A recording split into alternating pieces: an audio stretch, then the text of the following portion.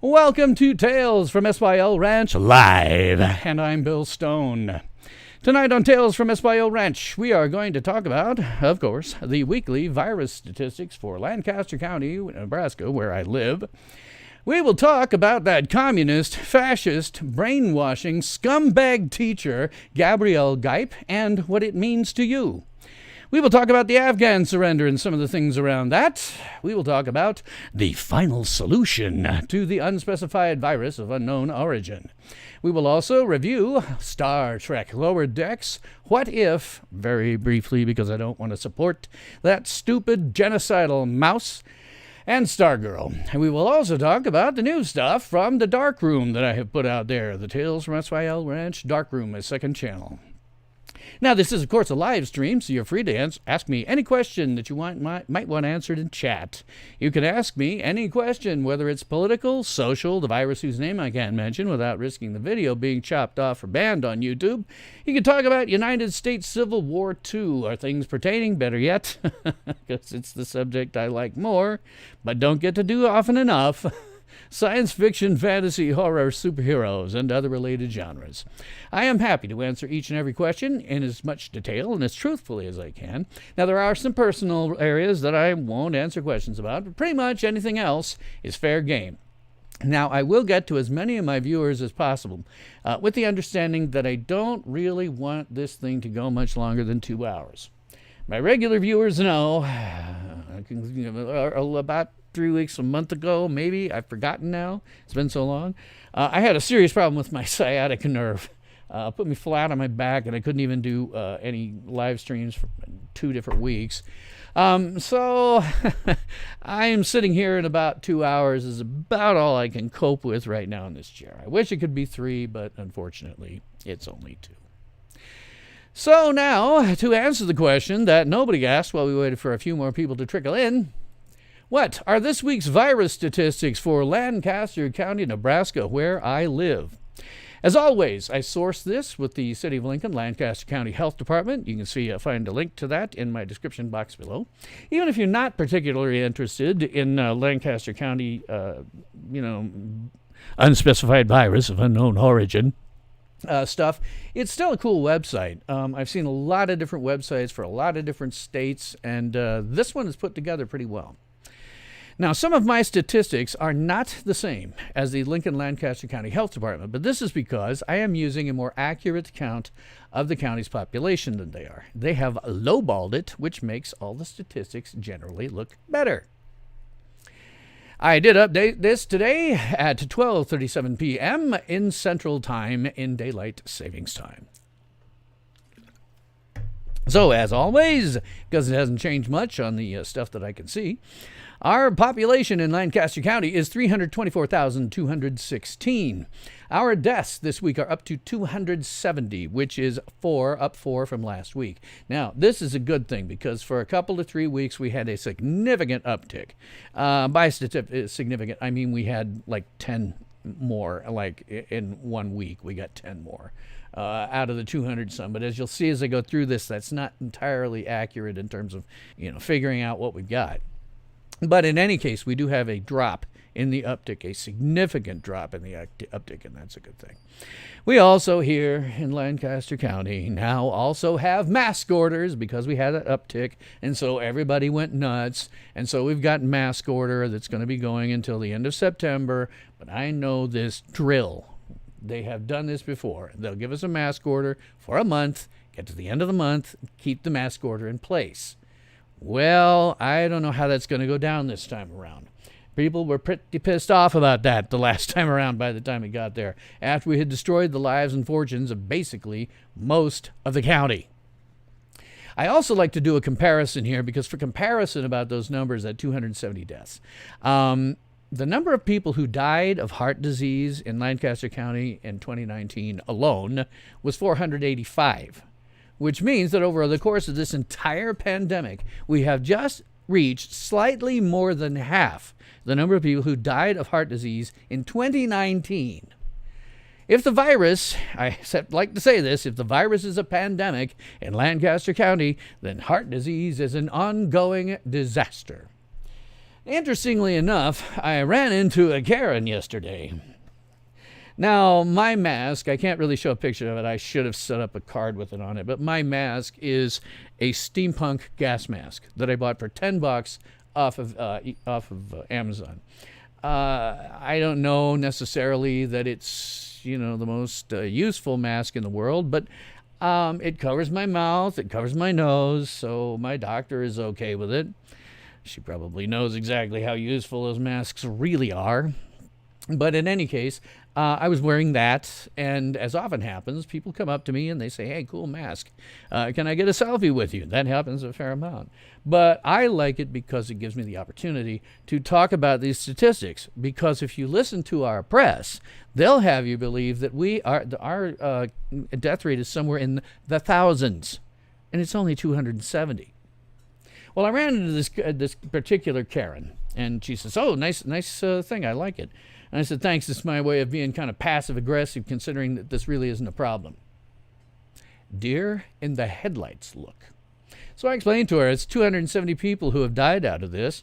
485 died in 2019 of heart disease alone.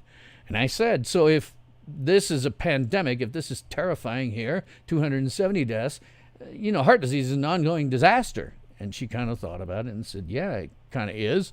And I said, okay, so what are we going to do about it? I mean, if we're going to do all this stuff here now for 270 deaths, we must do something very radical in order to stamp out heart disease. So I said, I think we should close down any restaurant that sells any kind of not heart-healthy foods until they change their menus. And we should just empty out this grocery store, because I was at a grocery store. That's where the pharmacy was. I was getting a prescription. We should empty out this grocery store of anything that is not heart-healthy. And I said, we got to do it for the children. And it was still kind of deer in the headlights look, but at least on that one, I then had to go and buy my script, so I didn't spend a lot of time with her. But, who knows? Maybe I gave her something to think about. Squared Circle Squares, hi, thanks very much. New here for me.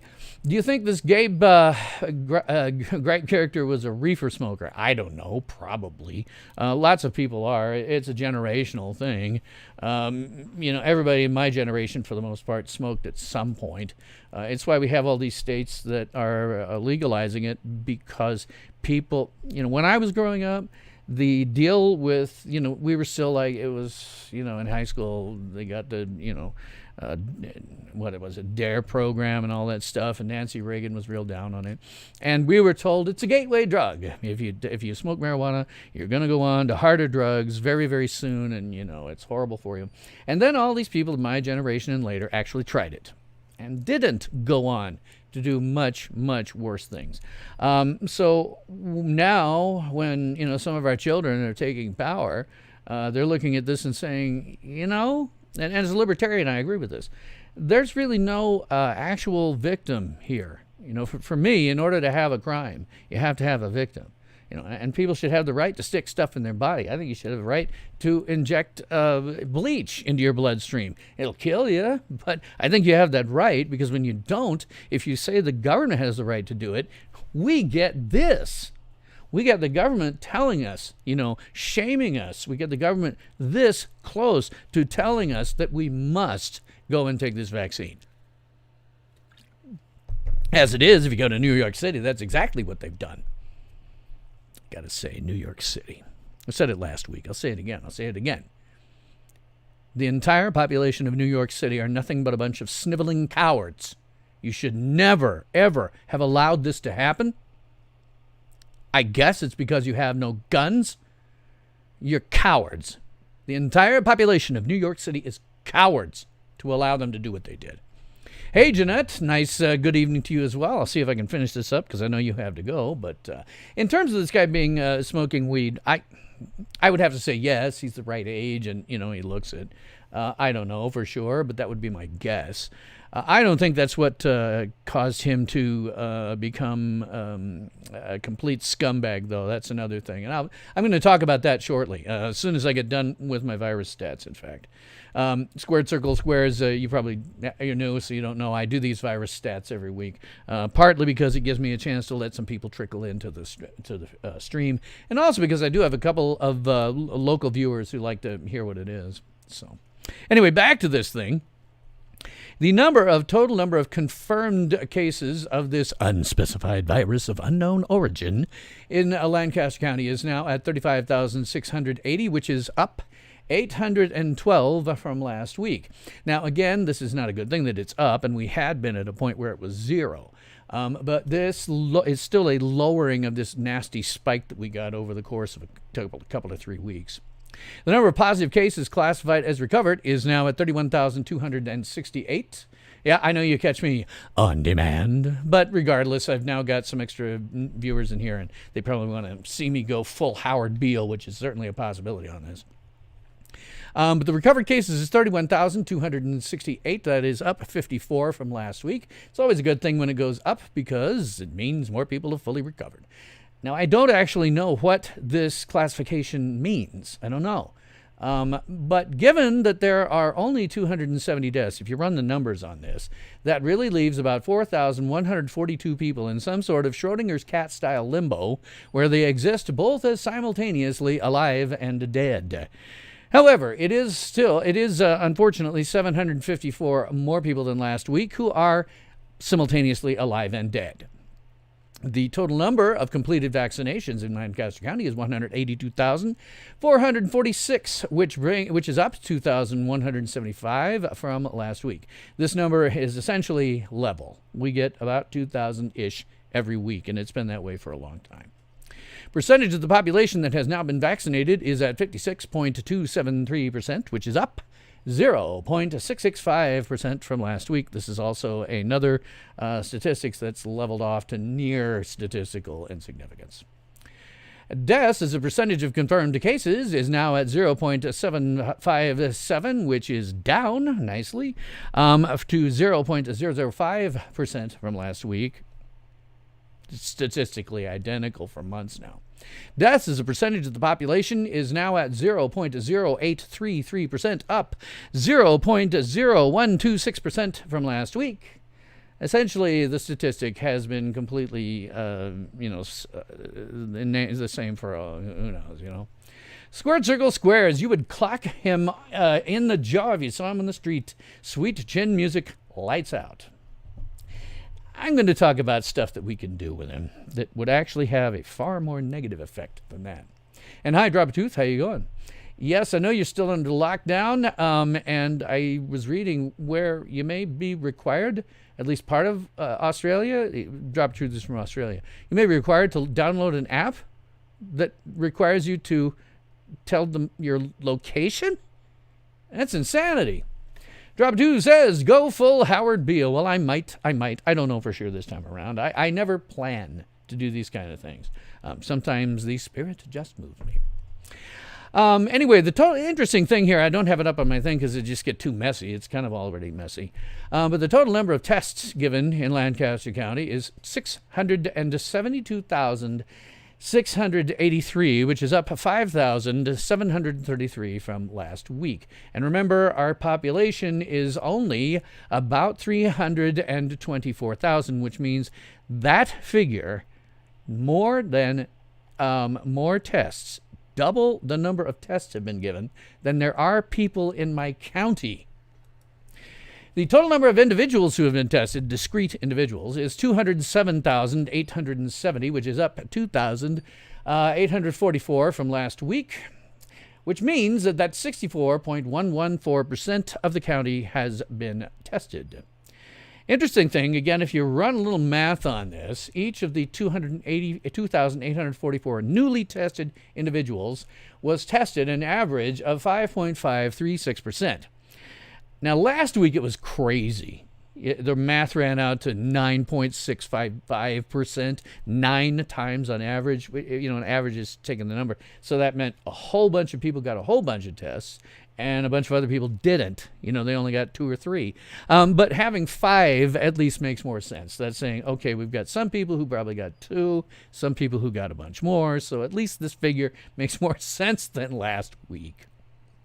But if you look at all of our statistics, if you look at where we were, we're like everybody else. We had a rise in the number of cases. The deaths have been, I don't want to say the deaths are insignificant. If I died or if I had a family member that died, I'd obviously be very upset. But statistically, just looking at statistics, it's not a big deal. But given our rates of increase and where it went down, because after it went up, hit a peak, went down, that happened before the vaccine was available. So given all these rates of increase and stuff, the only possible conclusion is that this vaccine hasn't had the slightest freaking impact in my county whatsoever. Lady Liberty, nice to see you here. If people stopped getting tested, it would be over. Yes, it's all fear and a money scam. I've never been tested, wore a mask. Rural living is the only way. Yes, my family owns some ranch land in rural South Dakota. I've got some footage when I was out there, some very nice footage that I have yet to completely edit into something that I will put on the Tales from SYL Ranch Darkroom, which is my second channel. So, but you're absolutely right. It's just fear-mongering. People have now become worldwide nothing less than, complete fools about it. It's just crazy. And I haven't been vaxxed either. In my case, it's because my doctor, I'm on a whole bunch of life-saving medications because I'm old. And I have some stuff going on, type 2 diabetes and other things. So I'm on a bunch of meds. And my doctor just said, no, let's wait. Not take it because we don't know neither the efficacy of this thing in a large population, and we don't know what side effects there might be. There could be a negative interaction on one of your life-saving medications. Don't do it. And as I say, I track these stats every week, so I know that in my county, there is nothing to fear. And for my new viewers, I would say that also I've run some numbers because I do math. I was an IT guy.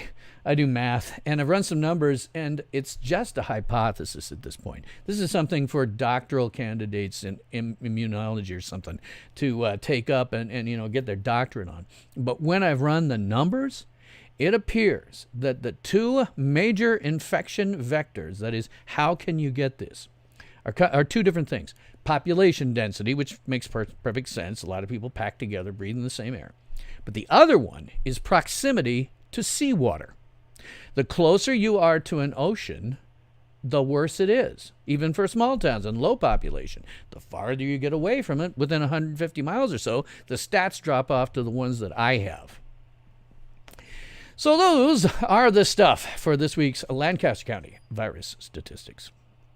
So let's get in to Gabriel Gipe. I'm just going to let this run while I'm talking, and I want you to look at this schmuck. He's got an ACAB thing.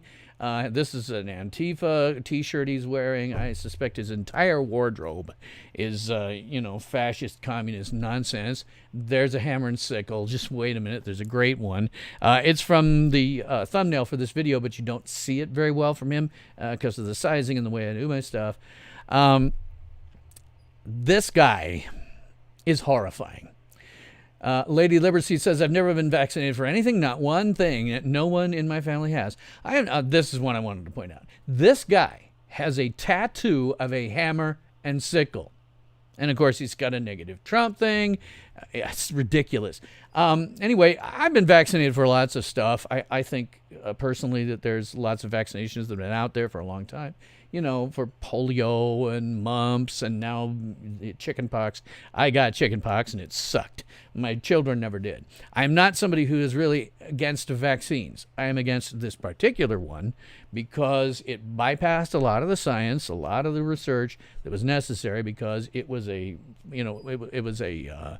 rushed, thing to get through. So we don't know what the efficacy is. We don't know what the side effects are. And for me, the side effects are very important. Drop of Truth says, Howard, don't have to tell you how bad things are. Everybody knows how bad things are. Everybody's out of work, is scared of losing their job. The dollar buys a nickel's worth. Banks are going bust. Yes, that's the Howard Beale thing. Mine, I just tend to get more emotional. It doesn't happen very often for people who are watching me for the first time. I don't get emotional very often, but when I do, I don't plan it. Lady Liberty says, the Natoma superintendent gave interview to Project Veritas. All he did was deflect and blame. I haven't seen that one. I did see something else last night that put a giant smile on my face.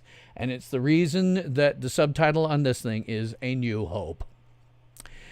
So I would like to say, this guy is a scumbag, but I would request that you do not dox nor pile on him like some kind of woke hate mob. I've had that done to me by Star Trek actor LeVar Burton, and he sicked a woke hate mob on me that came after me on Twitter for the better part of 4 days. I don't care so much because I got a backbone and a thick skin. My problem was that this guy, what if he didn't know who I was? He didn't know my age. He didn't know nothing. What if I'd been a teenager? You know, somebody, because teenagers, when they're bullied online, sometimes put a gun in their mouth. You know, that's what this does. So don't do that. Don't do that. I have other solutions for him. Not doing that sort of woke tactics, frankly, is one of the things that just makes us better than them. Lady Liberty says, to each their own vaccines. I say, oh, absolutely. I do not want any kind of vaccine required by government. Never. They should never have control over your body. So I don't. If you want to take it, fine. If you don't, fine. But I'm not. Never government. Never, ever, ever government. Anyhow. Drop of Truth. Okay, I'm not going to read that off. He's going in with the full Howard Beale thing. Like I say, for me, I generally get, if it happens, I get emotional. I don't plan it. I'm not an actor. It just, sometimes the spirit moves me. I just want you to look at something right. Here is a guy who just looks like a complete flake in every way. Just a complete flake. And he's got tattoos all over his body. Now, I don't have a problem with tattoos. I have a tattoo on my right shoulder blade that I got on the occasion of my divorce being final. But I got that tattoo. But it's in a specific place for a reason. I was in IT for 40 years, professional environments where I had to deal with, outside people who are coming in, maybe do some business with us. I was never a salesperson. But you still want to put up a good, image, right? We would never hire this for the simple reason that when you're in a business environment and somebody comes in with 5,000 tattoos, the potential customers or the customers are put off. It makes them nervous. That's not what you want. Now, I'm sorry if that comes as a surprise or you don't like that if you got 1 million tattoos. I have no problem with 1 million tattoos, but I got to tell you, it is going to, if you can't hide it in a business setting, it is absolutely going to affect your ability to get hired. Just a complete flake. And of course, that ain't the worst of it. Lady Liberty says, Gabriel Gipe has an in-sock tattoo like 1984 Orwell. Well, yeah, I'm going to show you the interior of his freaking classroom. For God's sake, the guy has an Antifa flag, and the Antifa are not anti-fascists. They are fascists. They are very, very dangerous. They like to riot, loot, commit robbery, armed robbery, assault with a deadly weapon, and the murder of innocent people. All over the country they do this. Nobody knows it, but there was a poor lady killed in Davenport, Iowa, by the Antifa. And the press doesn't tell you about that. They don't tell you about all those things, the people they murdered.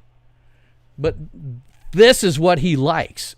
And in fact, he had a student who was uncomfortable with it. The student was like, that makes me uncomfortable. So the guy said, well, the flag is supposed to make fascists uncomfortable, so I don't know what to say. Intimating that this kid was a fascist. Just because he didn't like this flag that represents people who do rioting, looting, robbery, armed robbery, assault with a deadly weapon, and the murder of innocents. And of course, over here, he's got a picture of a guy who was responsible for tens of millions of deaths in his own country of China, Mao Zedong. And he adores Mao Zedong, by the way. He loves communism. He actually called for a violent overthrow of this nation in order to institute some kind of communist. And he talked about, I'm going to talk about this a little bit more in a minute, but he talked about how the current Gen Z people are going socialist because of what he and his fellow teachers do. They are indoctrinating them into an ideology that kills. In the last century alone, it killed in the 20th century in the vicinity of 150 million people. And he's either too stupid to know that, I suppose he is, just too stupid to know what he's been teaching. Driver 2 says, I understand if social media is to be believed that the payment for unvaccinated sperm donations is up 21,000%. I might have to check that out. I'm a reasonably bright guy. I got some good genes to give over. I got 2 kids that are turned out amazing. But anyway, this guy's a complete flake, and he's indoctrinating his students to believe stuff that will kill people. It is no wonder that now that these people are starting to take the reins of power, people like Red Cortez, Alexandria Ocasio-Cortez, which I always call Red Cortez because it fits, people like her are taking power. And, of course, they're indoctrinating them to believe in scientific claptrap, which, like, climate change, right? I've got a whole video on that. I walk through the scientific method, and I explain how climate science doesn't include all of these various things. And climate science isn't science, it's religion. I didn't put it in my description box, but I'll put a link to that video in that description box.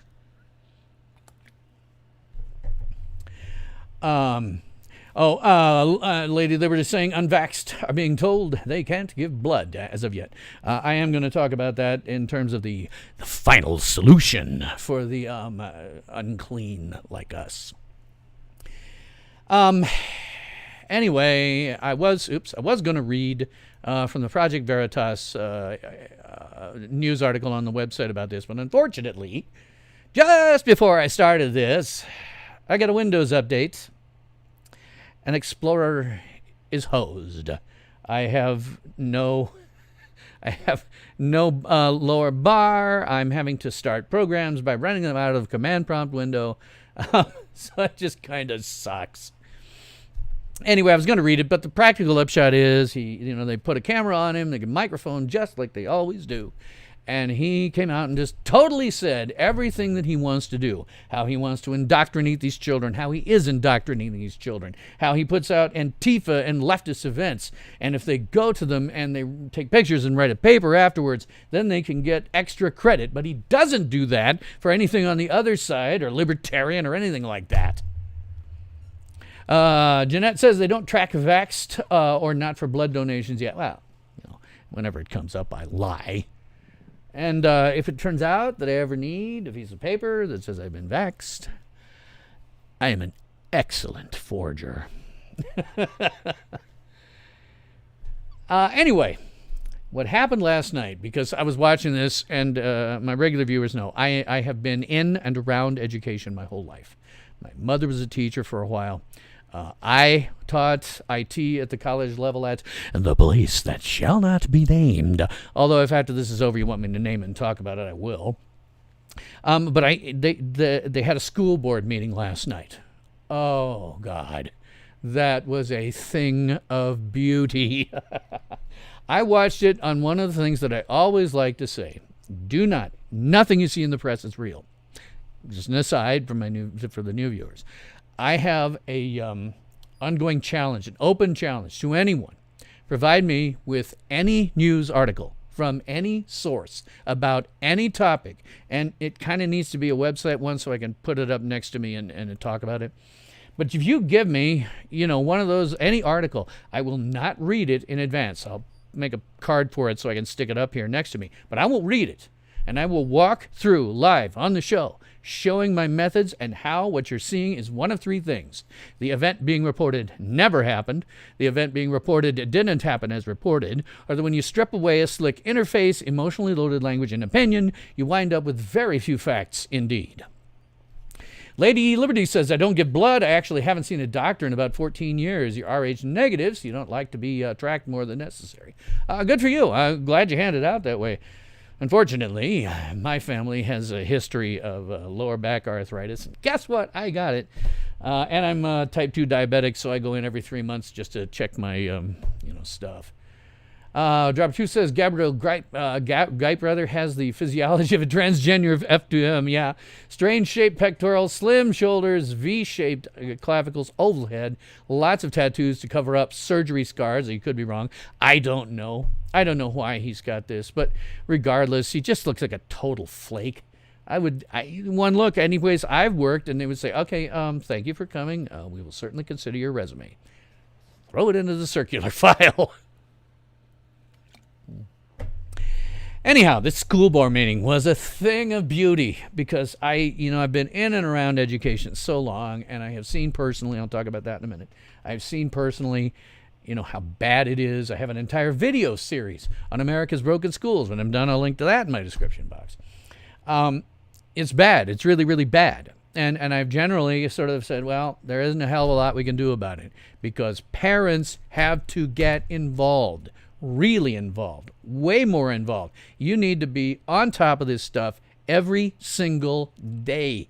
It is that bad. But they had this school board meeting. Oh, it was awesome.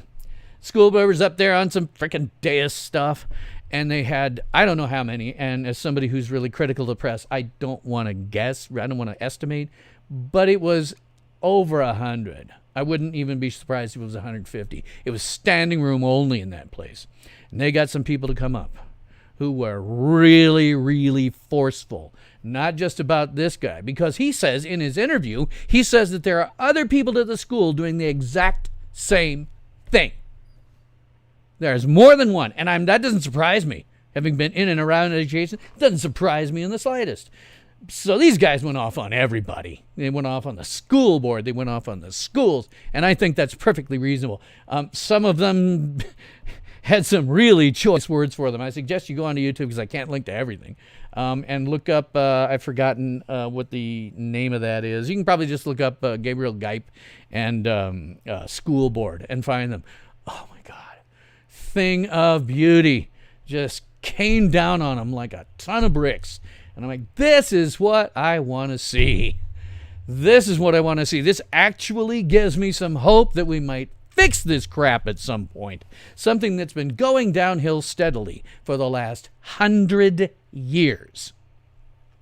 Lady Liberty says, I watched the meeting live. Yes, it was great. But then they started getting called out. They ran. That was the other thing that was beautiful. Oh, my God, that was beautiful.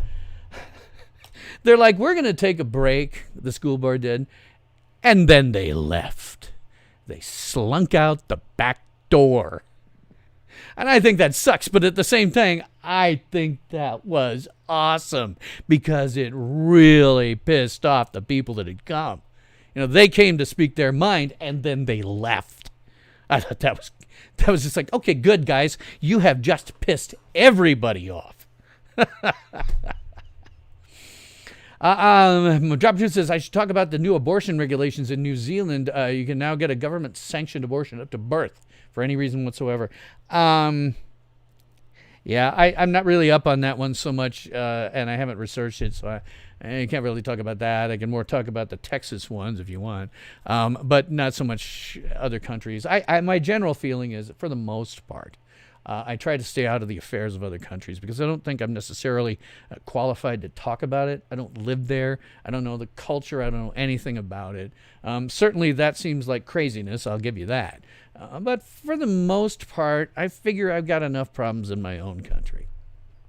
Anyhow, this thing was a damn thing of beauty. I was watching it and just like, yes, yes, yes, yes.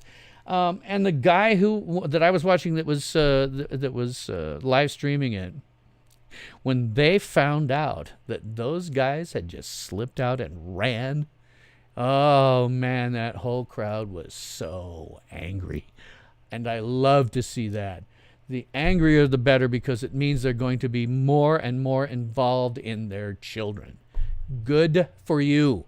So yeah, they took off. They slunk out the back under the cover of darkness. But yeah, it was amazing, just astonishing. Yes, Lady Liberty says, yeah, their name will be Toast. Yes, Jeanette. Lady Liberty, the superintendent, said that they heard some threats and left for their safety. That's nonsense. I was watching it. Those guys were pissed, rightly pissed, but they were not any threat to anyone. And they had, 5,000 cops around? That was the other thing. There were a lot of police at that thing. I mean, they said, oh, these guys are going to come and be pissed off. We better, okay.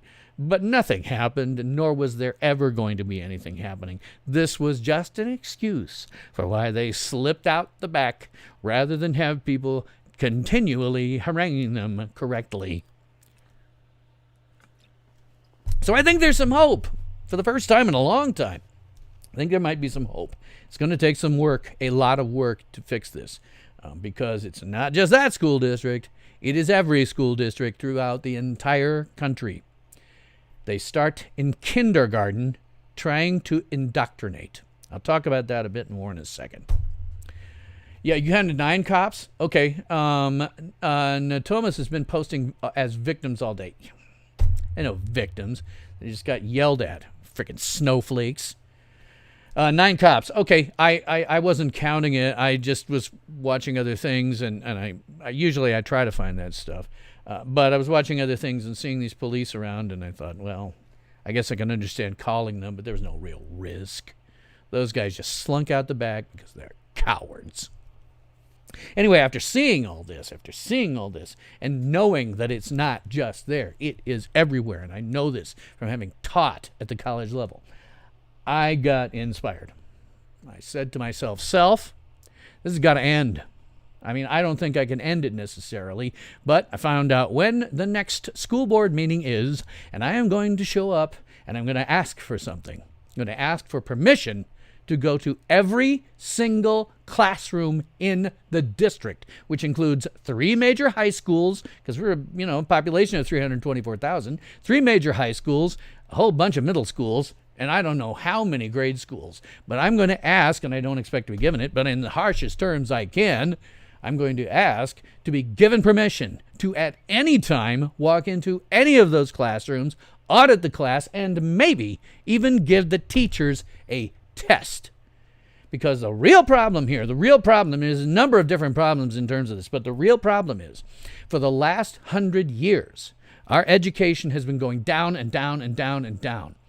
And that's because if you look back 100 years ago, your average teacher had to teach. It was a one-room schoolhouse. They had to teach many different subjects, and they had to know for many different grade levels, and they had to know about this much. But then the next generation said things like, we don't really need this, that, or the other thing in the curriculum. Let's take it out.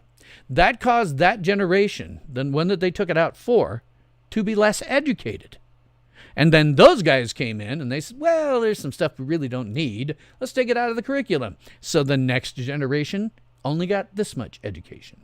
And it kept going and going and going and going to where we're now down to the point where what teachers know is roughly the same, on the same level as freaking dinosaur bones.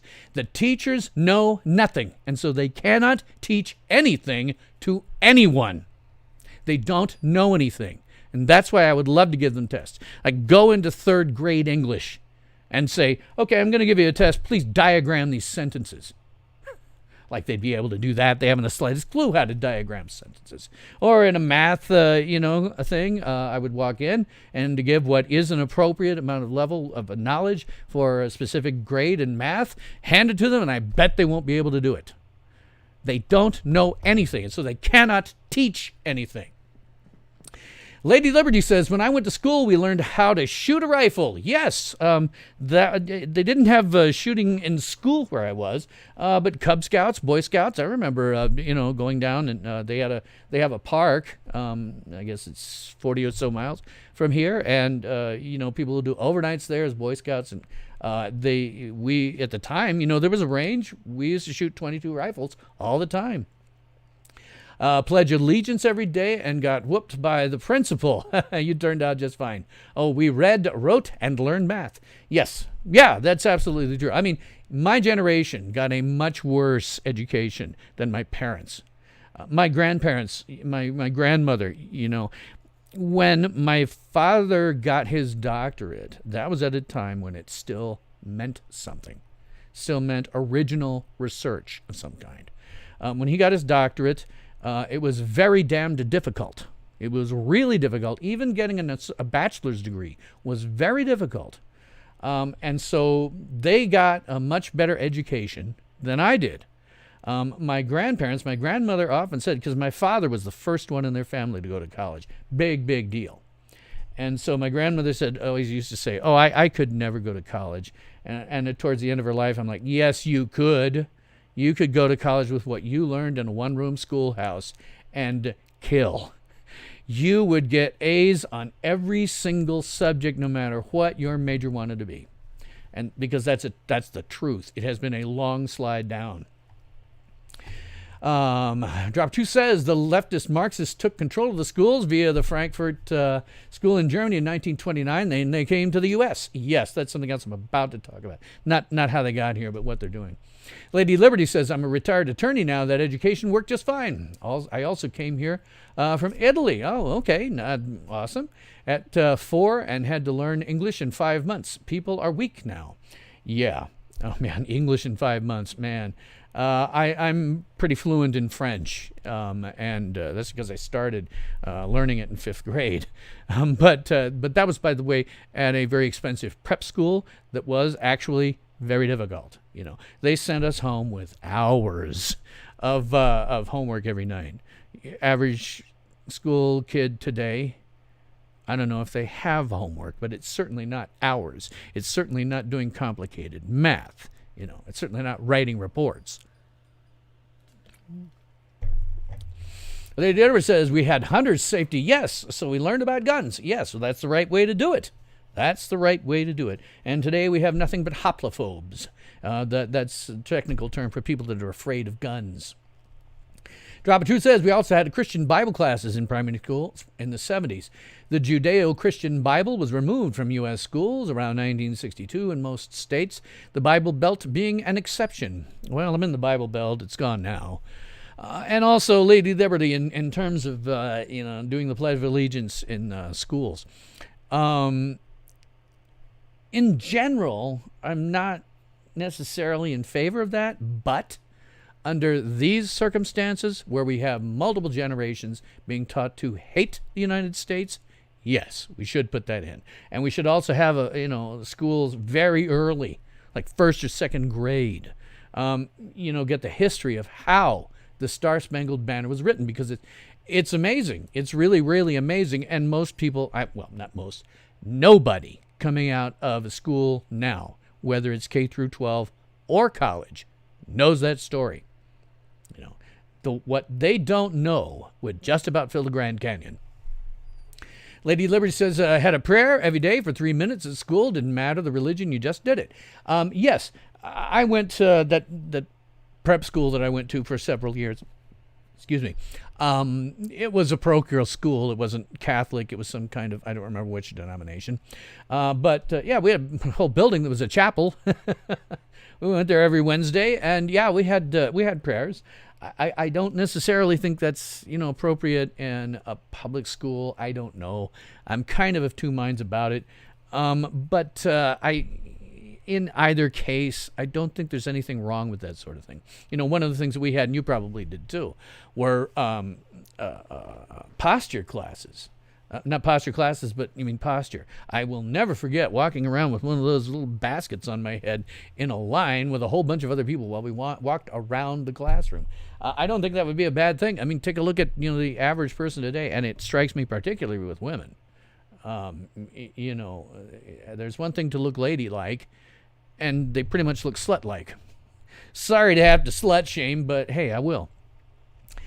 So anyhow, I'm going to go in a couple of weeks to my local meeting of my school board, and I'm going to get on them. I'm really going to get on them because I know this is happening here. I know it. Lady Liberty says we had no choice back then to learn English. We were in a country that spoke English, so you just picked it up quick. Nobody babied us like they do today. You had no choice. Yeah.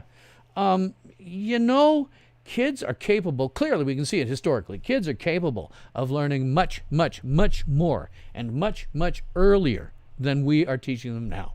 I mean, God, the people that went to that expensive prep school weren't doing it necessarily because they were the greatest students in the world, but they still got the hour of homework. I mean, I know people who got C's. I was an A student, but I know people that got C's, and it was a lot of work, but it was good. By doing that amount of work, it gave you skills in terms of how to study. Nobody coming out of school now knows how to study. This is a skill, I know how to do it. They don't know those things. They were never taught those things.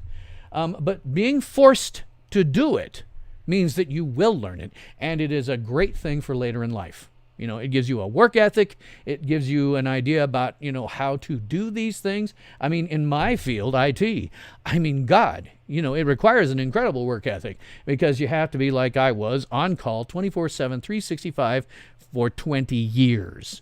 I got tech support calls from downtown Disney when I was on vacation, for God's sake.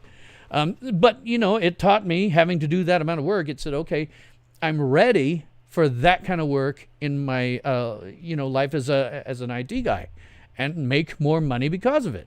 So, Drop 2 says you had to sing God Save the Queen. Yeah. At weekly school assemblies. Good grief. Oh, Dead End Job Productions. Nice to see you here. You're not anti-American, but the Pledge of Allegiance feels like a brainwashing ritual. I can't imagine what good it does to pledge and repledge. Just my experience with this. And I understand what you're saying from that. I know a lot of libertarians that have the same kind of views. We're at a point where everyone educated for the last 2 generations hates the United States. Almost everyone. It's why we see the leftists now coming to power and the leftist young people who are just insane, who want to be like this guy. Having that, at least for a generation, might help to reverse that. I don't know. Lady Liberty says, I'm not a fan of religion in public schools. You're not a Christian, but I don't care what others do. Yeah, same here. I'm an atheist, but my feeling is, as long as your religion doesn't require you to hurt anybody, more power to you. Whatever helps you get through the day. So, some of that said, there's one thing that we can do for people like this idiot. It's a libertarian tactic. It's called shunning. We don't go after him. Don't beat him up. We just don't trade with him. You get everybody in Fresno to not trade with him. If he wants gas, no. If he wants groceries, no. If he wants food, no. If he wants clothes, no. If he wants to buy anything, well, these businesses can refuse service to anybody they want for any reason. Refuse service to him. Let him be living in a ditch. It's what he deserves. Either he'll live in a ditch or he'll figure out that he needs to change his freaking behavior so that he can live. That is the best way to deal with these people. Get it out there. Tell everybody, this guy's a scumbag. Don't do business with him. If he wants groceries, he can go hungry. If he wants to drive his car, he can let it sit where it runs out of gas. If he wants an apartment, too bad. Live in the ditch. It's where you belong, you scumbag. Dropper 2 says, watch the subliminals in the 50s, 60s End of Transmission, U.S. anthem. Yeah, sure, absolutely. There was a Star Spangled Banner when, that doesn't happen anymore, but when broadcast stations shut down for the night. And I believe when they started up in the morning. There's videos on YouTube. Yep, John Carpenter got his They Live subliminal propaganda from this. Jeanette says the pledge is 2 minutes of everybody being together and saying we are all part of the USA. This needs daily reminding, as is obvious that we now, yeah. It's a thing where I did it, and I turned out to the point where I'm certainly, as a libertarian, incredibly critical of just damn near everything the government does. But the United States is still my country, and like it or not, I still love the United States as my country. I think it is a great country, and it is things the United States has done have caused other countries to have to try to do some of the same things in order to keep pace with us. So I love my country, and I have no problem with that. And, the Pledge of Allegiance isn't even 2 minutes. It's like 30 seconds. But anyhow, shun this guy. Don't punch him. Don't give him food. Don't give him gas. Don't give him a place to live. Let him live in the ditch where he belongs. That all said, I want to talk to you a little bit about my own educational experience as an instructor, because it is very, very instructive. As I said, I was an instructor for several years, teaching IT at the place that shall not be named. And while I was there, I learned that the schools are teaching nothing. I got students who were, and this is no exaggeration, they were illiterate. They couldn't read. They couldn't write. Oh my God, the reports I got in. And they couldn't do the most basic math. They could do math on their 10 fingers, and that was about all. Now you try teaching binary logic and math and binary math to kids that can't do more math than they've got on their 10 fingers. It's impossible. Try teaching complex technical things to people who can't read the textbook. It's impossible. In any given period, because I was the guy, because of my position, I had control over the academic lives of every single person in the IT program. They lived or died by me. And so I would grade totally honestly. If they deserved an A, by God, they got an A. If they deserved an F, by God, they got an F. But the problem is they couldn't read, they couldn't write, they couldn't perform the most basic math, most of them. So they'd come in, there'd be about 80 new people every quarter who'd come into the program. By the end of the program, I had flunked all but 8 for the most part. I would get 8 out of 80 who could read, write, and perform math and be able to deal with binary logic, logic in general, binary mathematics, all that stuff. They could do it. Because being in the field, I know that the worst thing you can do is have to partner up or deal with somebody who's a complete screw-up. So there was no way that I was going to turn a screw-up loose on my colleagues, partly because I wanted my name to be good. If somebody came in and somebody said, why are you doing this well? Where'd you learn that? Well, I learned it such and such. And they'd always mention me, anybody who did. And Bill Stone taught me. And so if I go back into the industry or something like that, they're going to hear Bill Stone, we got a couple of people that you taught. It would help me. But if I sent them idiots, well, then it's going to hurt me. Or I might be back in the field. What if I get one of these people? I don't want to be working with a screw-up. So if they couldn't read, write, perform any math, I would flunk them. And boy, did that get me in trouble with our administration. Because they made money from these kids. A lot of money. Ridiculous amounts of money. So they would say, why are you flunking all these people? I said, because they can't read, they can't write, and they can't do any math. And they were like, well, isn't there some way? No, there's no way. They cannot. They are not prepared to succeed in college. Those schools graduated people who couldn't read, couldn't write, couldn't do any math. They knew no history. They had never once read the Constitution, for example. Not once. I didn't push my politics on them. I didn't think that was my place. I taught them IT. 2 totally different things, right? I taught IT. But every Bill of Rights day, I would hand out the Bill of Rights.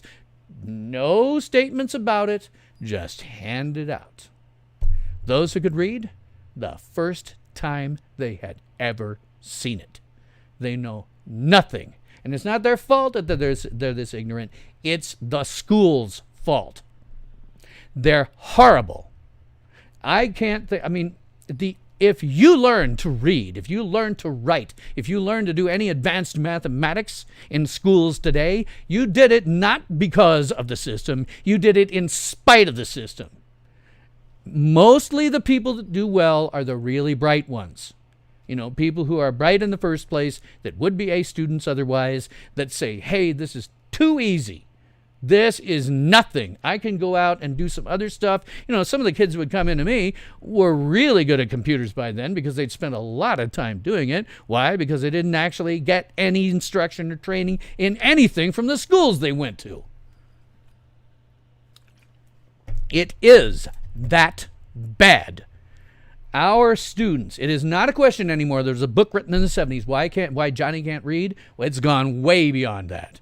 What has replaced it is this guy and all of his cohorts.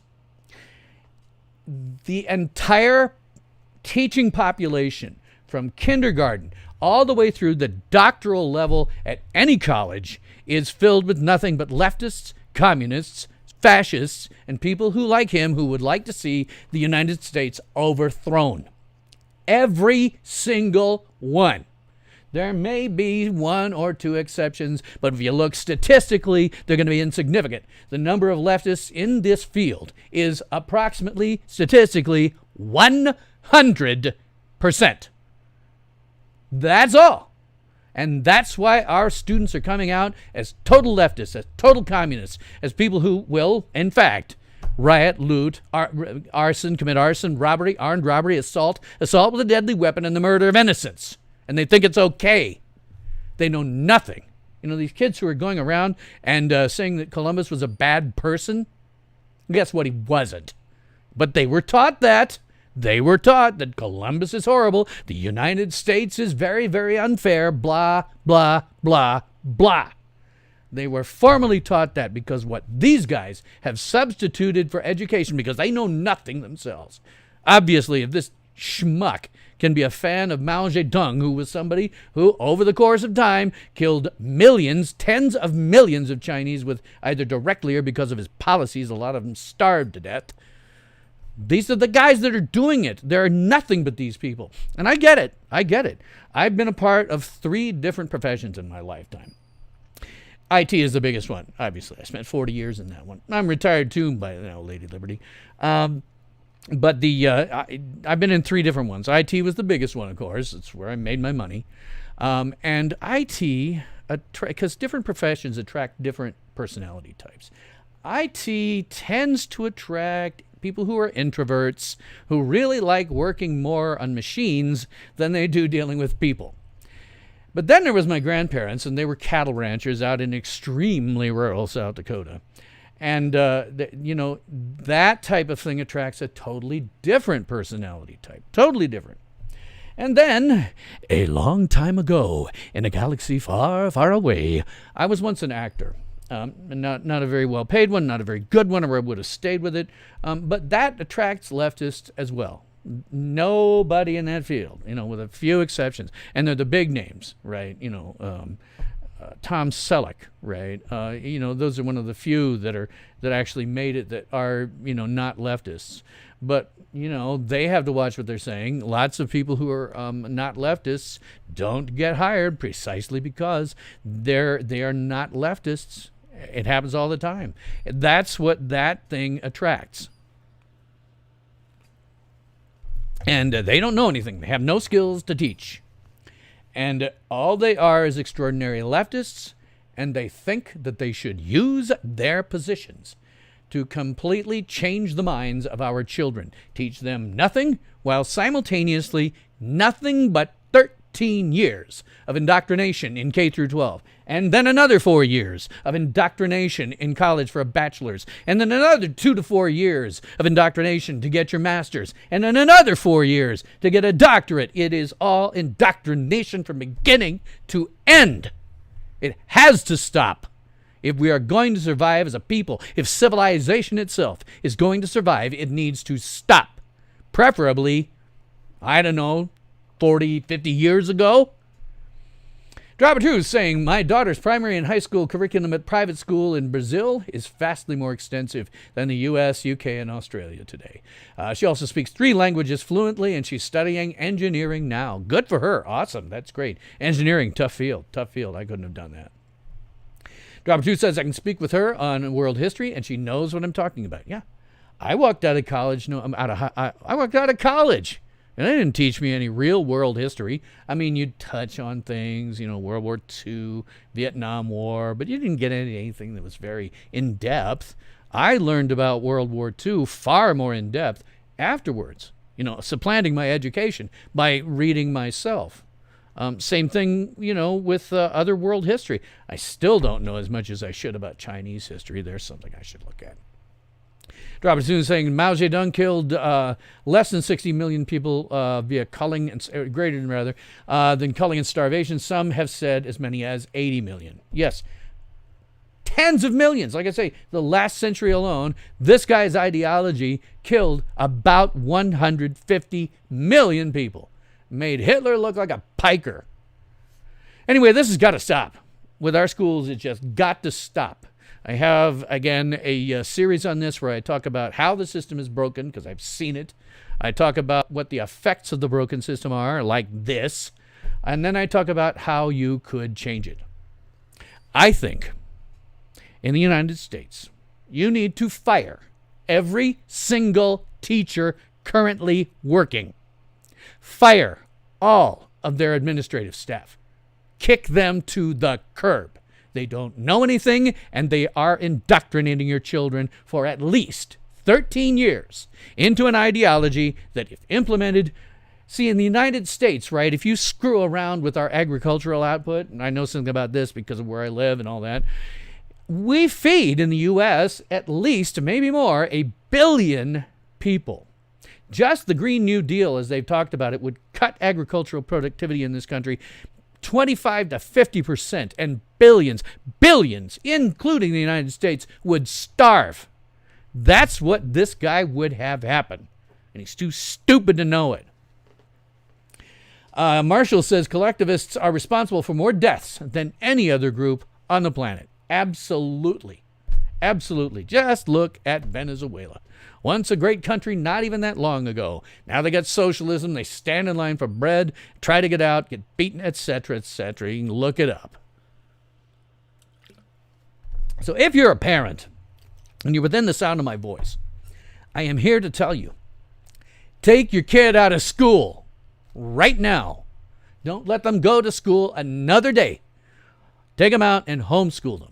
Now, I know you may think, okay, well, maybe I'm not that smart. I couldn't be a very good teacher. Hey, guess what, guys? You will be a better teacher than anyone in the school system. You'll be a better teacher because they know nothing. You probably know more out of personal experience, life experience. But even if you don't, the way to homeschool a lot of times, if you don't know stuff, and I've actually done this, is, I mean, I didn't homeschool my kids, but God, I should have. Aside, one of my kids in high school, I don't remember, I think she was a sophomore. One of my kids in high school, they were given an assignment in class. They were going to do some skits about the ancient, I've forgotten, an ancient civilization, Greeks or something like that. In high school, they were using crepe paper and cardboard to make things like, the skirt type of armor and a sword. High school. That stuff is for 3rd grade or under. That's where we're at. Anyway, if you've got a kid, take them out of school. You will be a better teacher. And all you really have to do, if you don't think you're really up to it, is keep just ahead of the kid. You may learn a subject that you're about to teach. Just stay a week ahead. Do your own thing, stay a week ahead so that you can come back and, okay, I can teach this. Regardless of what you think you know, regardless of how smart you think you are, you will, there is no question, you will be a better teacher than you will ever find in any of our institutions today. You will be. And this crap about your kid not being socialized, blah, blah, BS. There's all kinds of things you can do for socialization. Hell, it's not like my kids ever did any, sports or anything like that. Yeah, they had some, socialization between each other, but all you have to do, my one kid was really into dance for 12. She was into dance before she went to school. They get socialized by doing that. That's ridiculous. Take your kid out, homeschool them, and don't look back. There is no reason whatsoever to leave your kid in schools who are filled from top to bottom, administration, all the way down to the kindergarten level, with nothing but leftists who are trying to indoctrinate your children, and successfully, as we can now see with Generation Z, who are overwhelmingly leftists because of this. Lady Lidry says, I agree, schools need to be purged. I don't understand why people still have their kids in schools today. If I had kids of school age, mine are adults, and doing very well for themselves, but I don't like to brag. I say that my kids are the end result of a lot of smart people getting together over the years. I couldn't marry some dumb bimbo. I couldn't marry somebody who's stupid. I'm reasonably intelligent. That sort of person wouldn't even be attractive to me. You got to have a brain. And that's been the case on both sides of the family. My side of the family, bunch of smart people getting together and having kids. My ex's side of the family, because I'm not married now, I'm divorced. Whole bunch of smart people getting together, culminating with she and I. And our kids are incredibly intelligent. They are frighteningly intelligent in occasion. My ex has actually described it that. They're frighteningly intelligent. Anyway, get them out of school. My own thing, in terms of what my solution actually would be, Lady Liberty, is a little different. I think once you get rid of the schools, I'd burn them to the ground. But once you get rid of them, then you have to replace it with something. So I think you could try a lot of different things. I really think that it shouldn't be, okay, we're going to do this one thing. I think try lots of things. Try one-room schoolhouses, where you have lots of different students of lots of different ages, because actually that's useful. That's actually useful. I have a great aunt who was going to school in one of those one-room schoolhouses. Not the best, the smartest, one of the bunch. But what happened was, because a teacher like that in a one-room schoolhouse can't constantly be dealing with all the students all the time. So my great aunt, the older students would be called on to help younger ones, right? They know this thing, they'll be called on to help others. And because my great aunt was in a position where she was having to teach what she knew, when she was teaching what she knew, she understood the subject better herself. She got a better understanding that way. One-room schoolhouses might be a good thing for that very reason. Now, I don't know. I say try it. My own solution is to essentially go to businesses and private individuals who have skills that are useful. So if you're teaching statistics or something like that, you get a statistician out of the private sector. And trust me, their employers will let them go for a while, because employers need educated people. It's part of the reason IT is now filled with people largely from, India and places like that, because they have a work ethic and they've been educated. We don't do that, and our work ethic tends to suck. But I say get there, and I think your average employer would say, okay, you want to take this person for hour, half, 2 hours a day. Fine. Take them. Somebody like me, if you want to teach IT, fine. Let Bill out of the office for 2 hours to go teach IT and then come back, because it'll pay dividends ultimately. We will see a much more educated populace, which we need. I say take it out of the private sector. Try that. Try one-room schoolhouses. Try things that I can't even think about. Just throw it on the wall and see if it sticks, because it ain't going to be any worse than what we have now. Marshall says I'm going to love his announcement. Yeah, it's behind the scenes. Marshall is a very old friend of mine, by the way, and I kind of call him like a pseudo producer on this show. He's helped me out a lot with a lot of different things. Just checking my thing here. Drop 2 says, growing up, I had a library card, access to several great libraries, and a huge collection of personal books. I was an avid reader and a great sportsman, too. Quite the exception. My daughter is the same. I was the same. My own personal physical book collection is a couple of hundred books. I have, however, largely switched over to using this, and my ebook library is about 4,000. I've read almost all of them. My kids the same way. But when you got into where I was working at the college, those kicks had never cracked a book. I mean, I did tutoring one time with a student, and it was horrifying.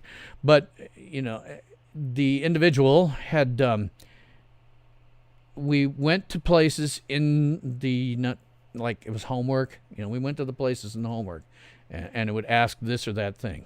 And or say, go to this, that was what it was. Go to this page in the book, right? It was in the homework. And so we're sitting there, and I say to this individual, okay, why don't you turn to this page? And they couldn't find it. This individual had no idea that books have page numbers. That's how bad it is.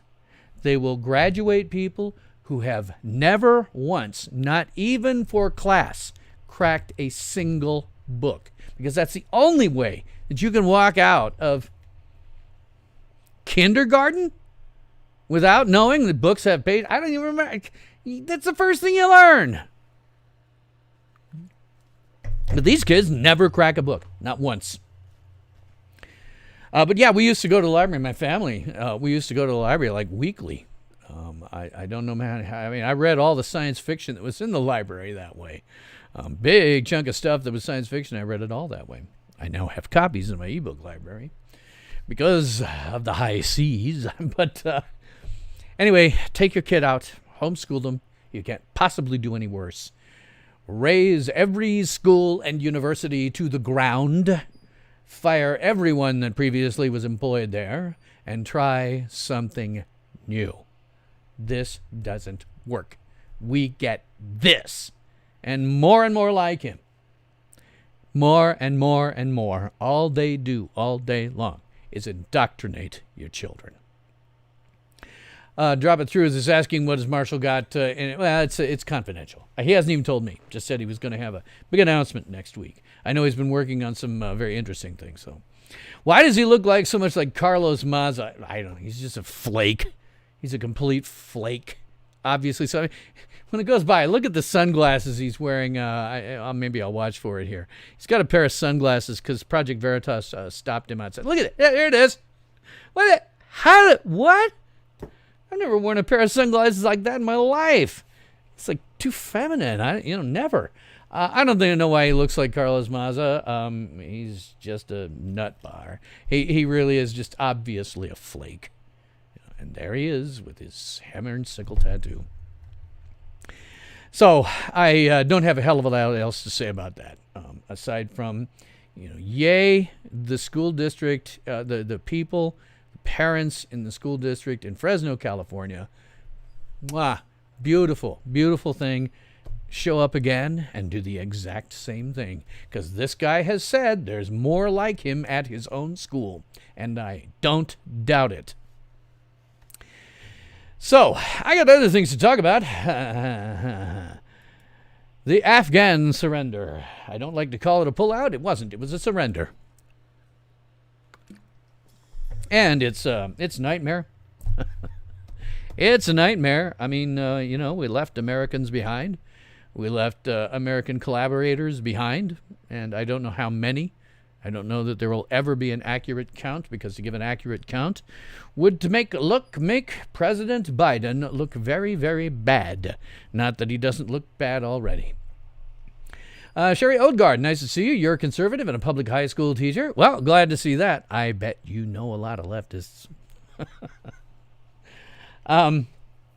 Anyhow, Biden looks really bad, and I mentioned last week that for some bizarre reason, because there were lots of ways you could have done this, for some bizarre reason, he took the plan that was the same thing as produced the fall of Saigon, end of the Vietnam War. And if you're not familiar with that, go look up. It was a nightmare. It was a nightmare. I'm not sure how many people were left behind, but in this case, the people they've left behind, let me be really clear about this. Because this is one of the reasons that I am not in favor of putting women in combat. And it's real simple. The people that got left behind, both the Americans and the collaborators, should have the men will be executed. The women, and I can't say this word because if I did, I know from experience. Believe it or not, YouTube's algorithm and bots watch this. They watch all of the live streams. And if you talk about certain things, they'll just cut it. Boom. So I can't say this word. I will say that the women will be assaulted to death. You know, get that in your head. We have left women behind who are going to be assaulted to death. And if you don't think that can happen, ask former CBS reporter Lara Logan. She was assaulted by 500 men while she was covering the Arab Spring uprising. She was out there trying to do what was generally supposed to be a sympathetic job. And then 500 men assaulted her. If you don't think that that can happen in Afghanistan, you're just off in the twilight zone. That will. And that's why women shouldn't be in combat. It's one thing for men. It is a whole other thing for women. Women POWs will be assaulted, period, end of story. I don't want to see that. And that's what we've left these poor people out there to do. We've hung them out to dry, and the men are going to be executed, and the women will be assaulted to death. That's what this produced. Let's see. I got a few things here. Marshall says we don't have to worry about finding out the numbers of people left behind. They will be, produced one by one. Sorry, it's half. Or in, I'm going to have to change the size of this window. I can't read it all because I've got too many comments. Let's see. We don't have to worry about finding out the numbers of people left behind. They will be produced one by one or in small groups as the stars in Taliban propaganda over the next few years. Yes. Dropper 2 says, okay, let me go back because I missed Shadow Man's here. I agree that it should have been done differently, but I would have liked to rewound the entire Afghan situation, not start in the first place. Totally agree. Totally agree. You know, Soviet Union didn't work on this. I mean, it was the same deal. They were in it for years. It didn't do anything. Here, said last week, a withdrawal was always going to happen because you can't keep public support for a war for 2 whole decades. That's ridiculous. And again, as a libertarian, I probably would say, yeah, well, I mean, if you're going to do it what actually happened. Go in, stomp them out, go away. That was what should have happened, but didn't. Let's see. Dropper 2 says the 20th anniversary of You Know What is only 9 days away. Yes. Will there be another false flag? I don't think. I'm one of those people that doesn't think that it was a false flag in the Twin Towers to begin with. It just doesn't sound right to me. And I've asked people, and it doesn't make sense that it is. But will there be another false flag? Probably not. Probably not on the anniversary. I don't know what'll happen. I don't try to predict the future. I don't know about that. Drop 2 says the videos of pleading women in Afghanistan is heartbreaking. Yes, I've seen those. Yeah, those are the ones that are going to be assaulted to death. Shadowman says, with all of the equipment we left behind, yeah, that's another thing. The Afghanis will be able to push into neighboring countries or sell to other terror groups. That was the other thing, man. It blows my mind that they left that stuff behind. I would certainly try to transport it, but given the short amount of time that they had, because they should have given it much longer time frame to get out. But given the short amount of time they had, they may not have had the option to pack it all up and leave. So for me, the obvious answer to that is very simple. After everybody's out, once you've gotten every single person who was an American collaborator, you get them out, the last plane to take off is a bomber. And it bombs the hell out of everything. You put the hand weapons in a big pile, boom. You put the tanks and stuff, well, if they're around the country, fine. Boom, boom, boom. You got any buildings that were built by the United States? Boom, boom, boom. And the air runway that you took off from, boom, boom. That's what I would have done. Destroyed it all. razed it to the ground. And I don't know why that wasn't done. If you can't bring the stuff back, don't let the enemy have it. Blow it up with a bomber if you need to. Put my glasses on, Bill. Oh, why? Am I doing something here? Did I miss something? I'm actually good with this because I should be good. I've got the text enlarged way up. Sherry says, Taliban going to work with China. Yeah, how's the Taliban not punishing China for the way China treats its Muslim population? Yeah, it's when I get to my review of What If. I'm not going to spend much time on it. I don't want to support that freaking genocidal mouse. But yeah, yeah, you're absolutely right. Oh, I look cool without my sunglasses? Okay. Drop a 2 saying U.S. $88 billion of ordnance, guns, vehicles, drones, explosive, etc. Shades of Iraq all over again. Yeah, if you can't pull the stuff out, destroy it. Don't leave anything behind. I don't know why. There was plenty of time to lob a grenade into every heavy gun, drone, vehicles, warehouses, etc. Yeah, this whole evacuation was not given enough time. Biden was set on that date, and he wasn't going to budge. For me, I would have said, okay, we're going to get out, and we're going to start now. We're really doing it. We're going to do it over a period of 3 months. And to get them out, get all the Americans out, get the collaborators out, if at all humanly possible, haul away the ordnance, and if you can't, boom. Don't leave it sitting there. Marshall says, here's the truth. No one left behind is never achieved in a retreat or surrender, ever. Absolutely. It can only be done when you're willing to project power against the other, no other times. Yes, and that's another thing I would have done. I'm saying, okay, we're going to leave, but number one, we're getting the Americans and the collaborators out of here. And if you try to stop us, boom. Then it would be, things like ordnance. And if you try to stop us, boom. Just merciless, absolutely merciless. Make getting out a priority, but do it in a way that they won't screw with you. And after that, after you've got all the people and the ordnance, then we load up the troops, shooting behind them if necessary to keep the enemy at bay. The other thing about this is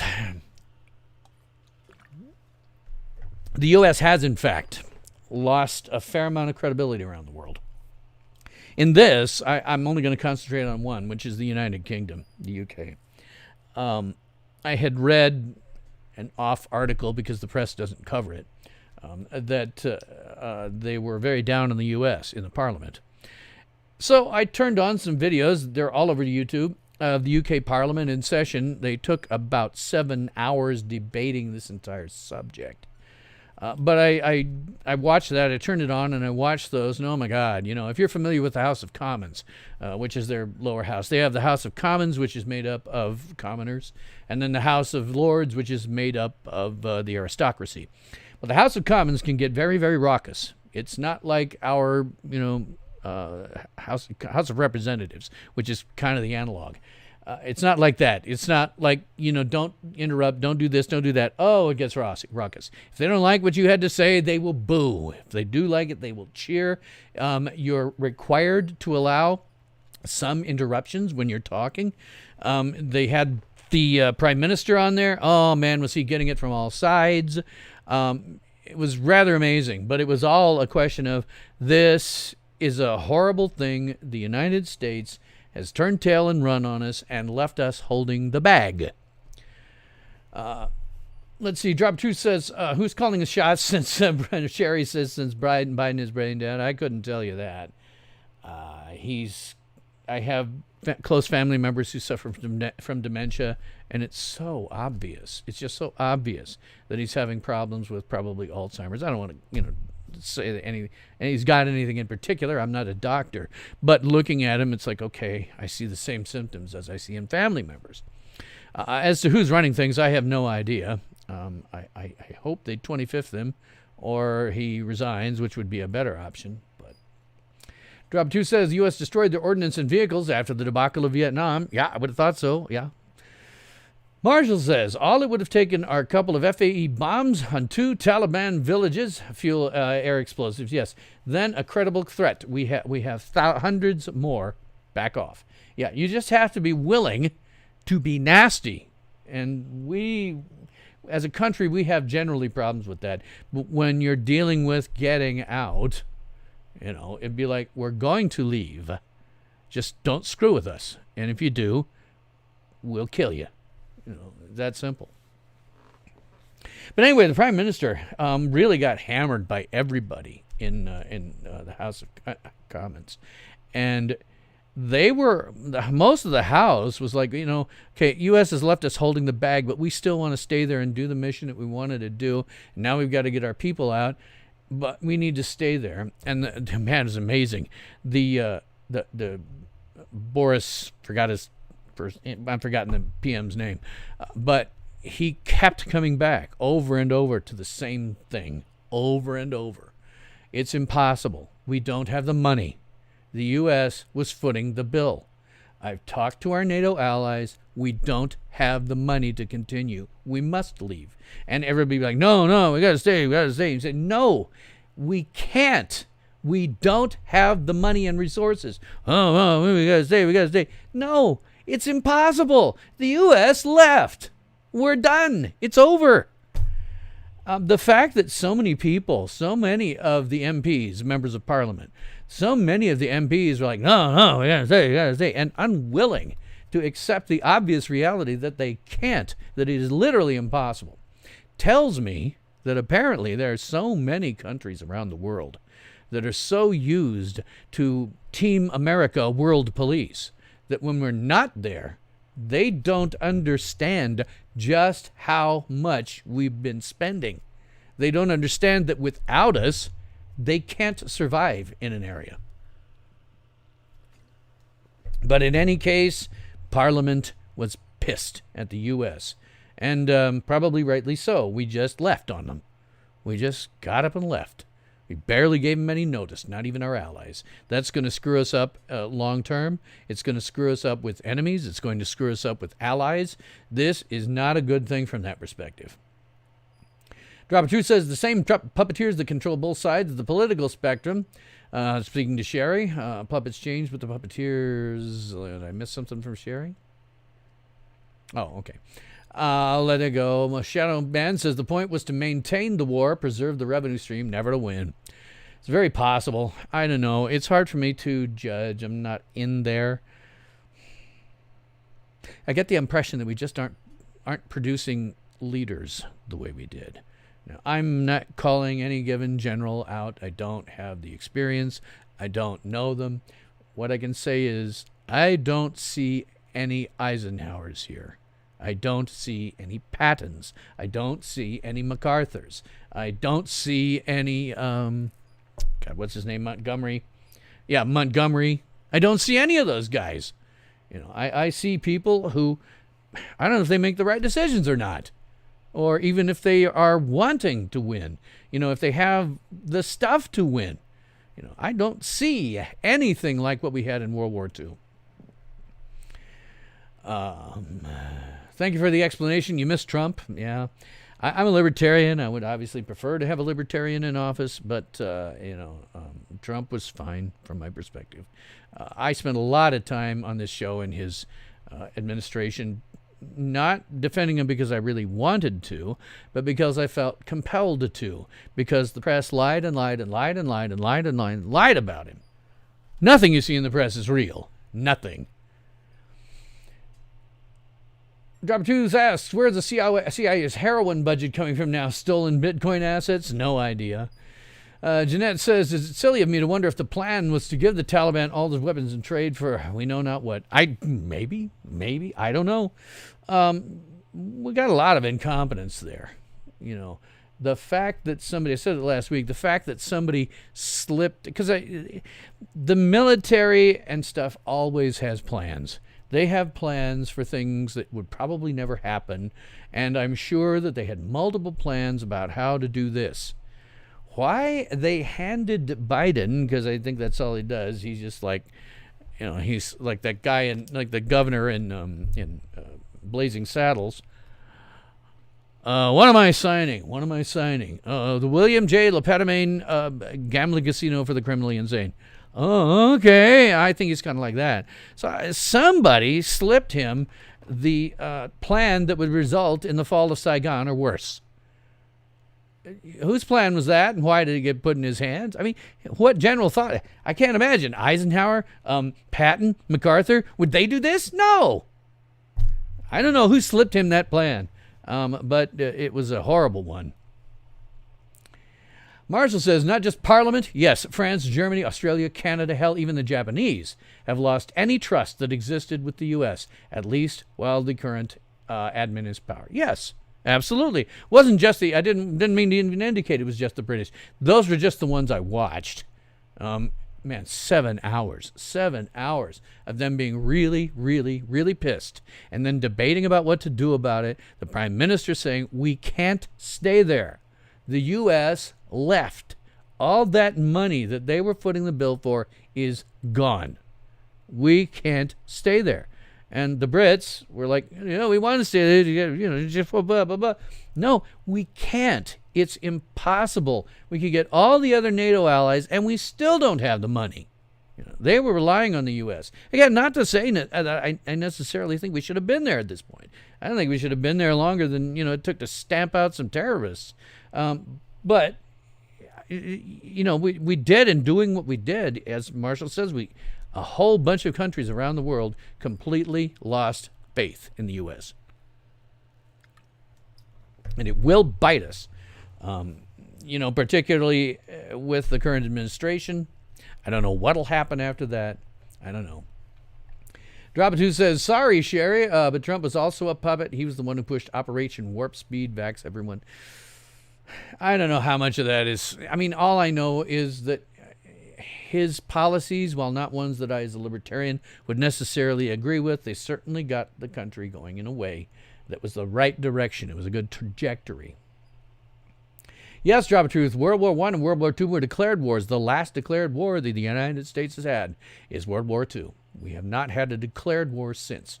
All of these wars are just totally invalid. We have never had a declared war since World War II.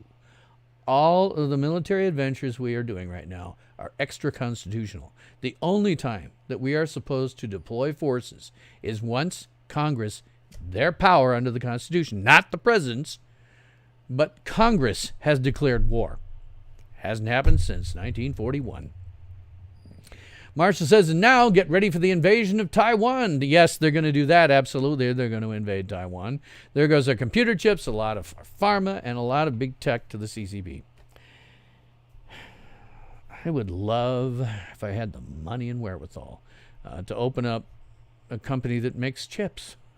I think here in the U.S., I think I could make a killing when we lose that stuff. Sherry said, Trump was my coming-of-age president who turned me into a conservative. Oh, that's cool. I'm a walk-away person, registered libertarian because Republicans are weak. They certainly are now. Yes, they certainly are now. From my libertarian perspective, they're both on the left at this point. Neither of them really cares about the Constitution other than to pull it out for lip service from time to time. But they spend, as I've said often on this show, our representatives spend 99.9% of their time in violation of their oaths of office. They swore to protect and defend the Constitution. And they spend all that time trying to figure out ways to undermine and destroy the Constitution. If it was me, I would try to arrest them for treason. Every last one of them. No exceptions. Marshall says, get ready for the invasion of Ukraine. Very possible by Russia. Very possible. The way that we left on this, we screwed our allies and emboldened our enemies the way that this did. The way it is. So that's what I've got to say this week about the surrender. I also have one other thing that's an ongoing topic here. And that's for people who are unvaxxed, like me. Man. Social media. Now, I understand Twitter is a freaking cesspool. I often say Twitter is the largest repository of stupidity in the entire history of the human race. And I have some fear that like 1,000 years from now, some Indiana Jones type will unearth a data center that's just in good enough repair to be able to return, a Twitter data center that they can pull out some of the info, and they're going to look at it and go, my God, these people were stupid. But social media is blowing up in terms of what they want to do to the unvaccinated. The people on the left, well, the woke for the most part, the woke have decided that people like me who are not vaccinated are causing the current uptick that we're seeing. Well, guess what, guys? The people who got the vax can actually pass this. It's not just us. And besides, look where I am. I mean, this is a green screen behind me, just FYI. And this is a costume. Nobody in Lincoln, Nebraska wears like this. But I'm kind of a hermit. There's 324,000 people out there that I could go interact with. But, I'm kind of an introvert in all reality. It doesn't look like it when I'm on the show necessarily. But I'm an introvert in real life. So I don't go out much. I'm with my mom. We don't go out very much. We don't see anybody. We're not spreading a damn thing. But the people, the woke, and starting to be more of them, but the woke want to take away rights, health care, things like that. I have started to see them saying we should be sent to detention centers. This is only a question of time. It's only a question of time. Gina Carano got booted out of Lucasfilm because she made an accurate statement that the reason that the Nazis could ultimately end up carting Jews off to the gas chambers was because they had a protracted propaganda campaign to convince the German people that Jews were bad. So by the time they got to the point where they were carting them off, everybody had been mean and discriminatory to them already for years. It was, okay, you want to take them, fine. And we're seeing that. There is this concerted effort by a number of different people, journalists, politicians, to make unvaccinated people like myself look really bad. Somebody you should look down on, somebody you should hate, somebody that you should discriminate against. These are the exact same conditions as 1930s Germany. We're headed here. I mean, I don't like making the Hitler thing because everybody says, oh, you've dropped to the Hitler. But look at the conditions. We've got people who are saying people like me should go to detention centers. Well, concentration camps. How long before something else happens? It's utterly crazy.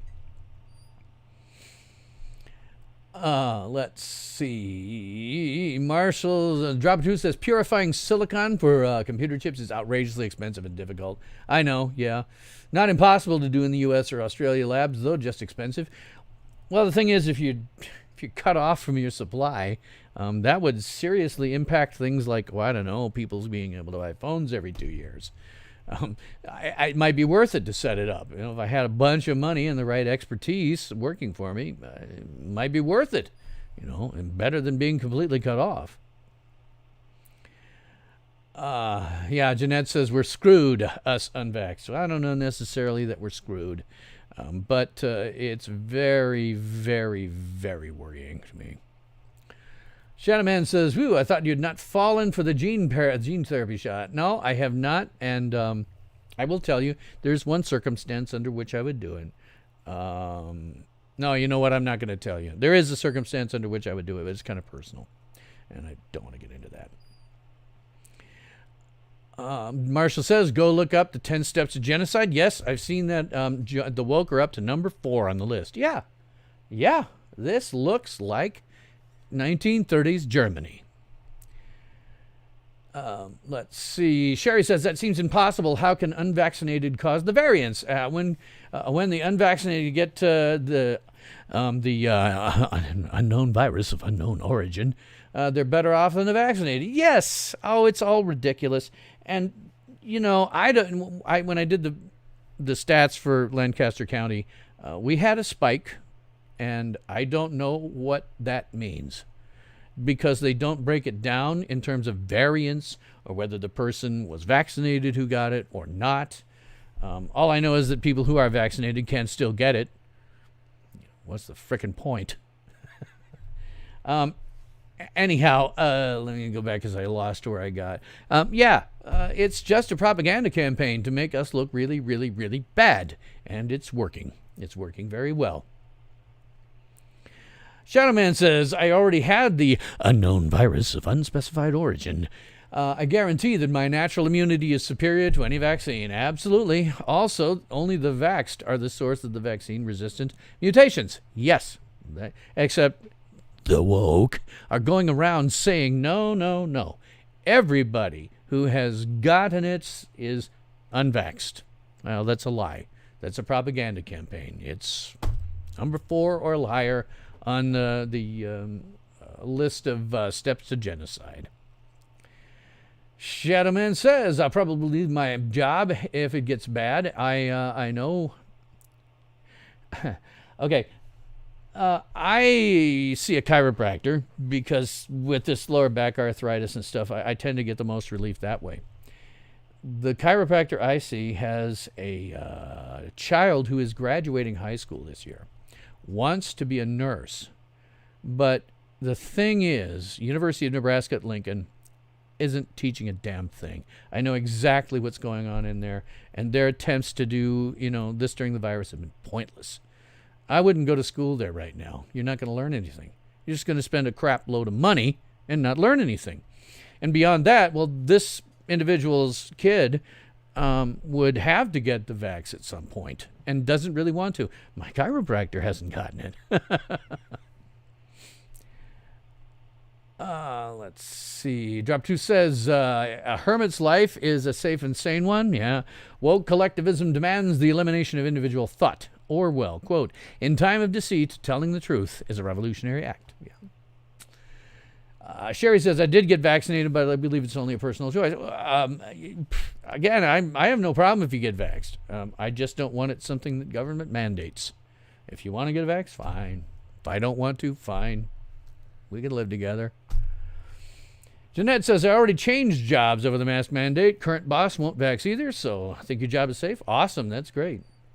But the deal is, again, I kind of get off of it. This chiropractor's kid is probably not going to go to school until something happens where the university's gotten back to where they're actually teaching something, because they're not. I mean, education is bad to start with because it's filled with leftists, but this one, they just aren't teaching anything. They have all the, I couldn't even go through, because I have a nephew who is going to be a Marine officer. He was ROTC, and he just started there and realized that he was spending a crap ton of money for no education, and he quit. And I think that's the right decision.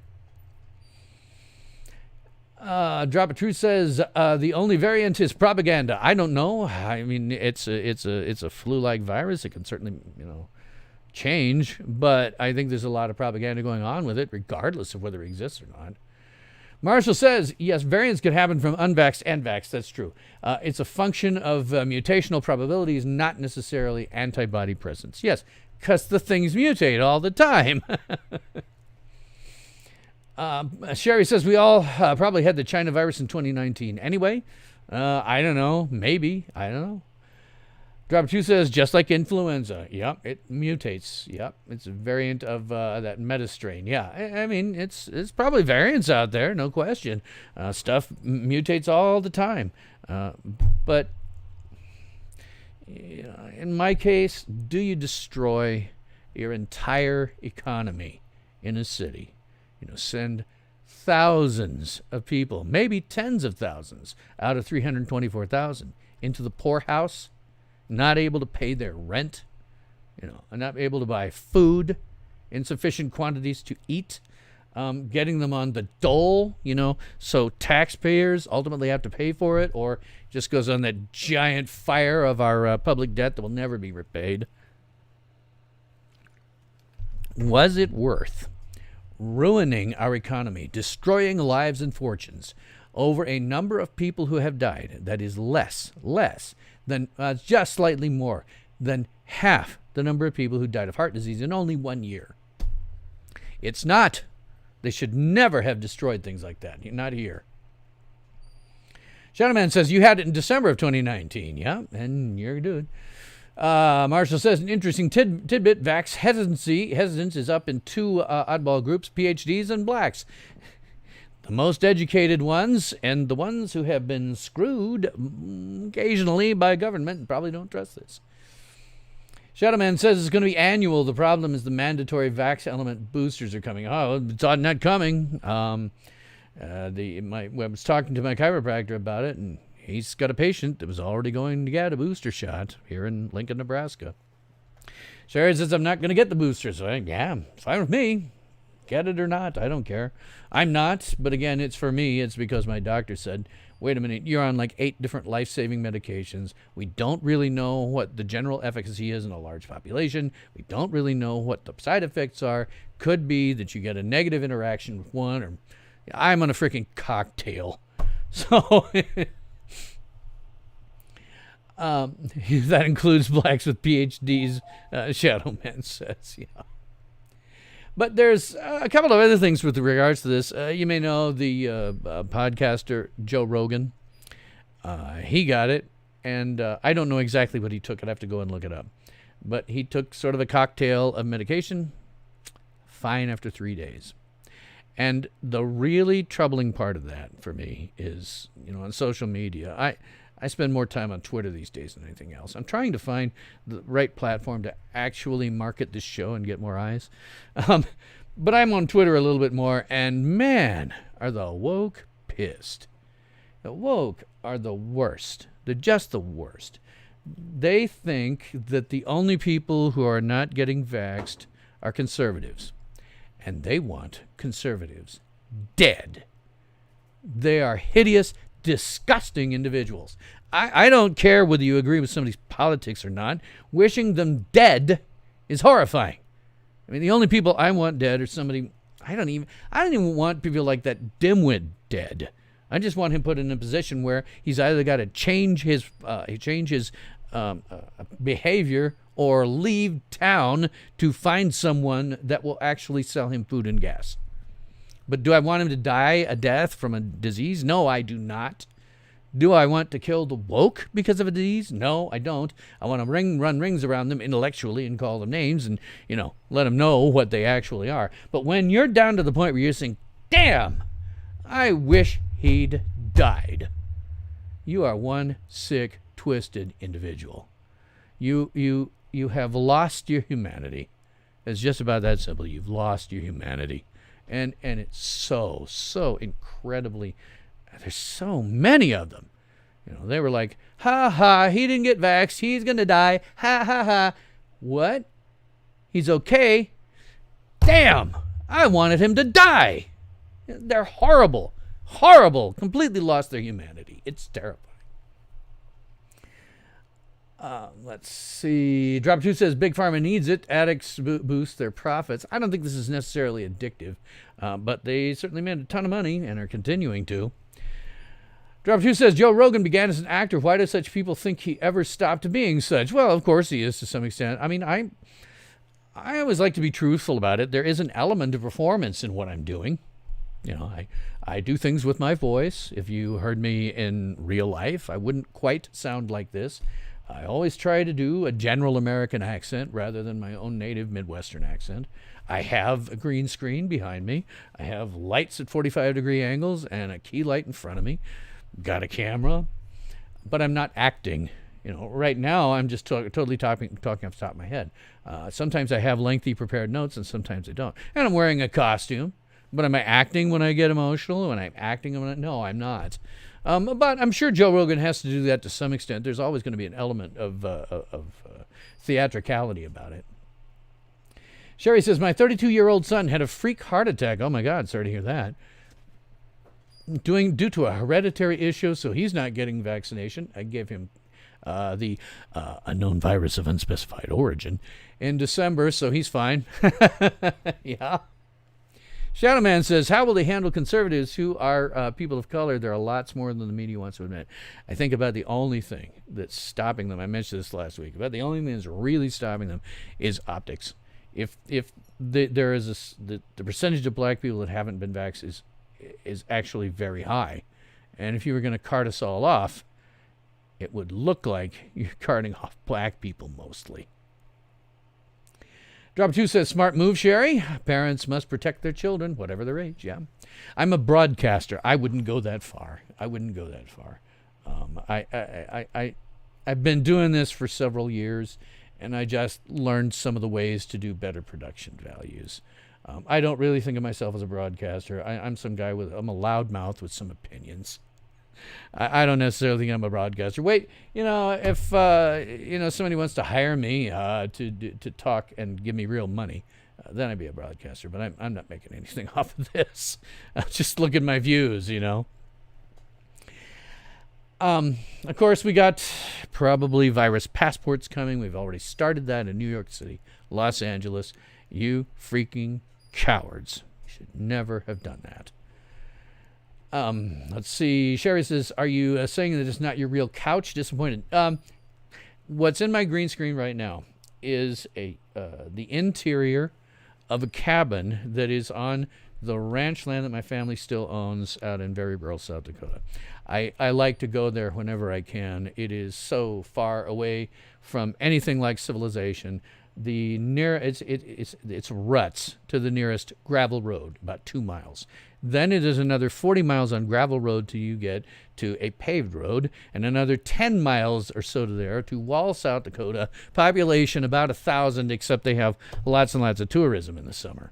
It's way out there, and I really like going out there. It's very restful for me because it's like, hey, there ain't nothing out here for me to deal with. Deserve more attention, collaborate. Yes, in point of fact, I'm looking at some of that. I've got one that I may be collaborating with. The deal here is, in the space I occupy, I have 1 foot in politics. I have another foot in science fiction fandom. And the big guns don't even want to take any notice of me.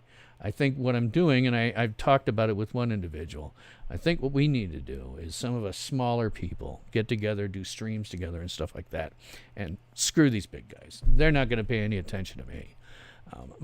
And to be honest, having seen some of the fallout, I'm not even sure I want to be associated with the big guns.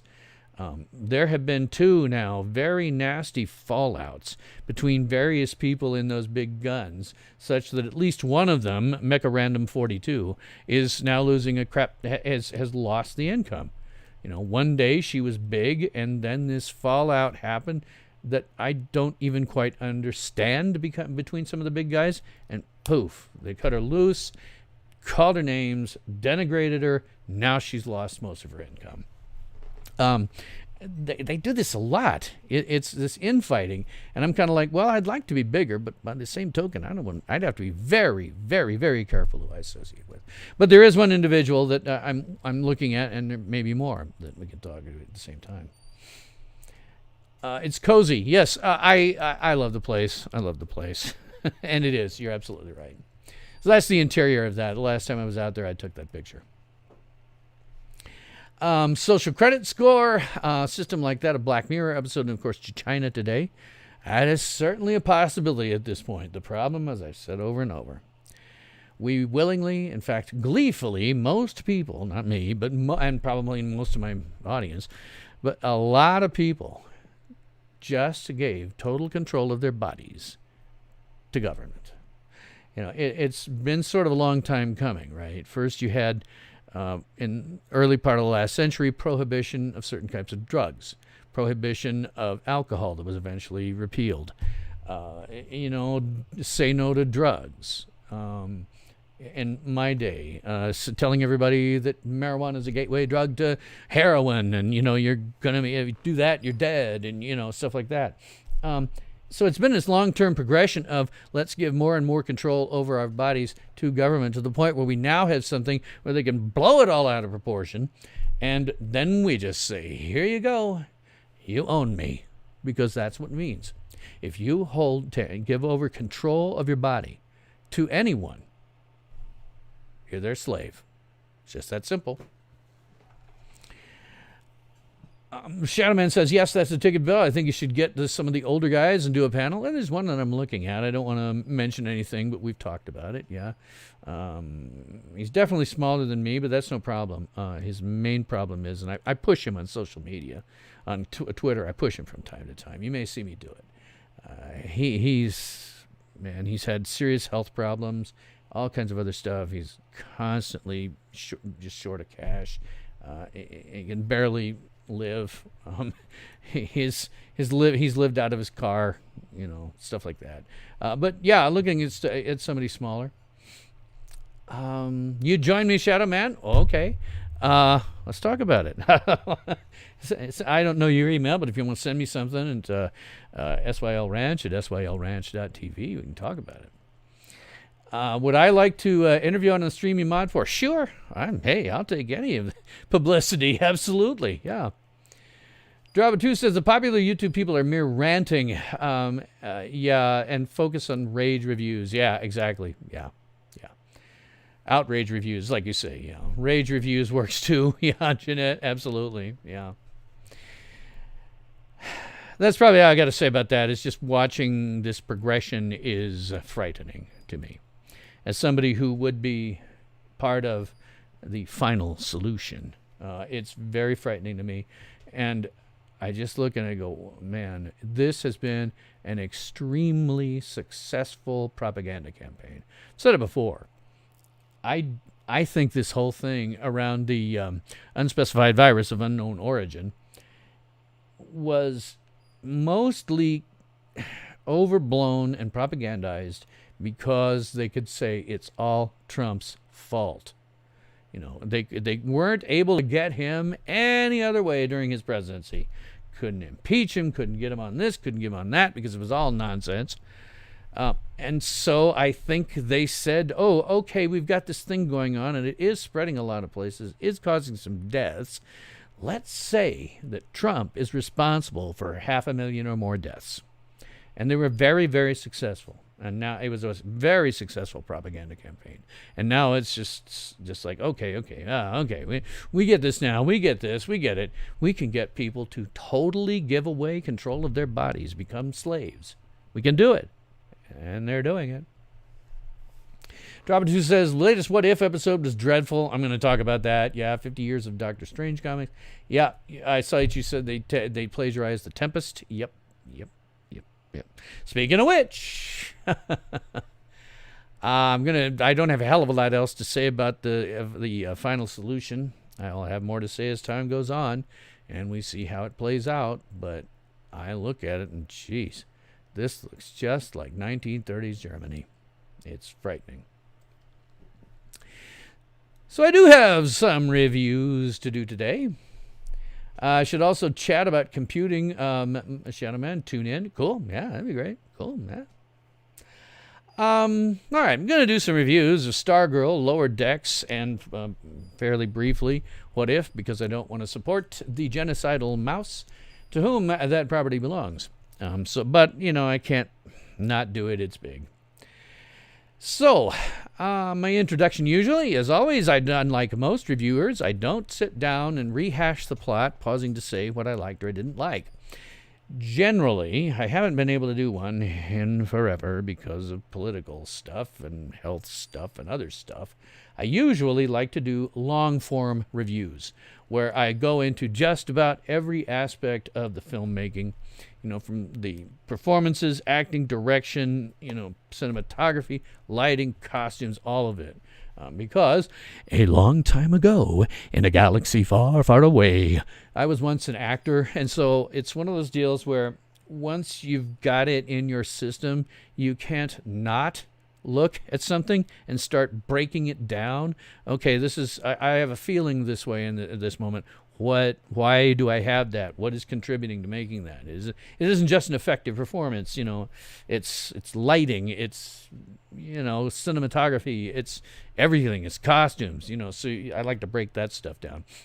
See you later, Sherry. Thanks very much.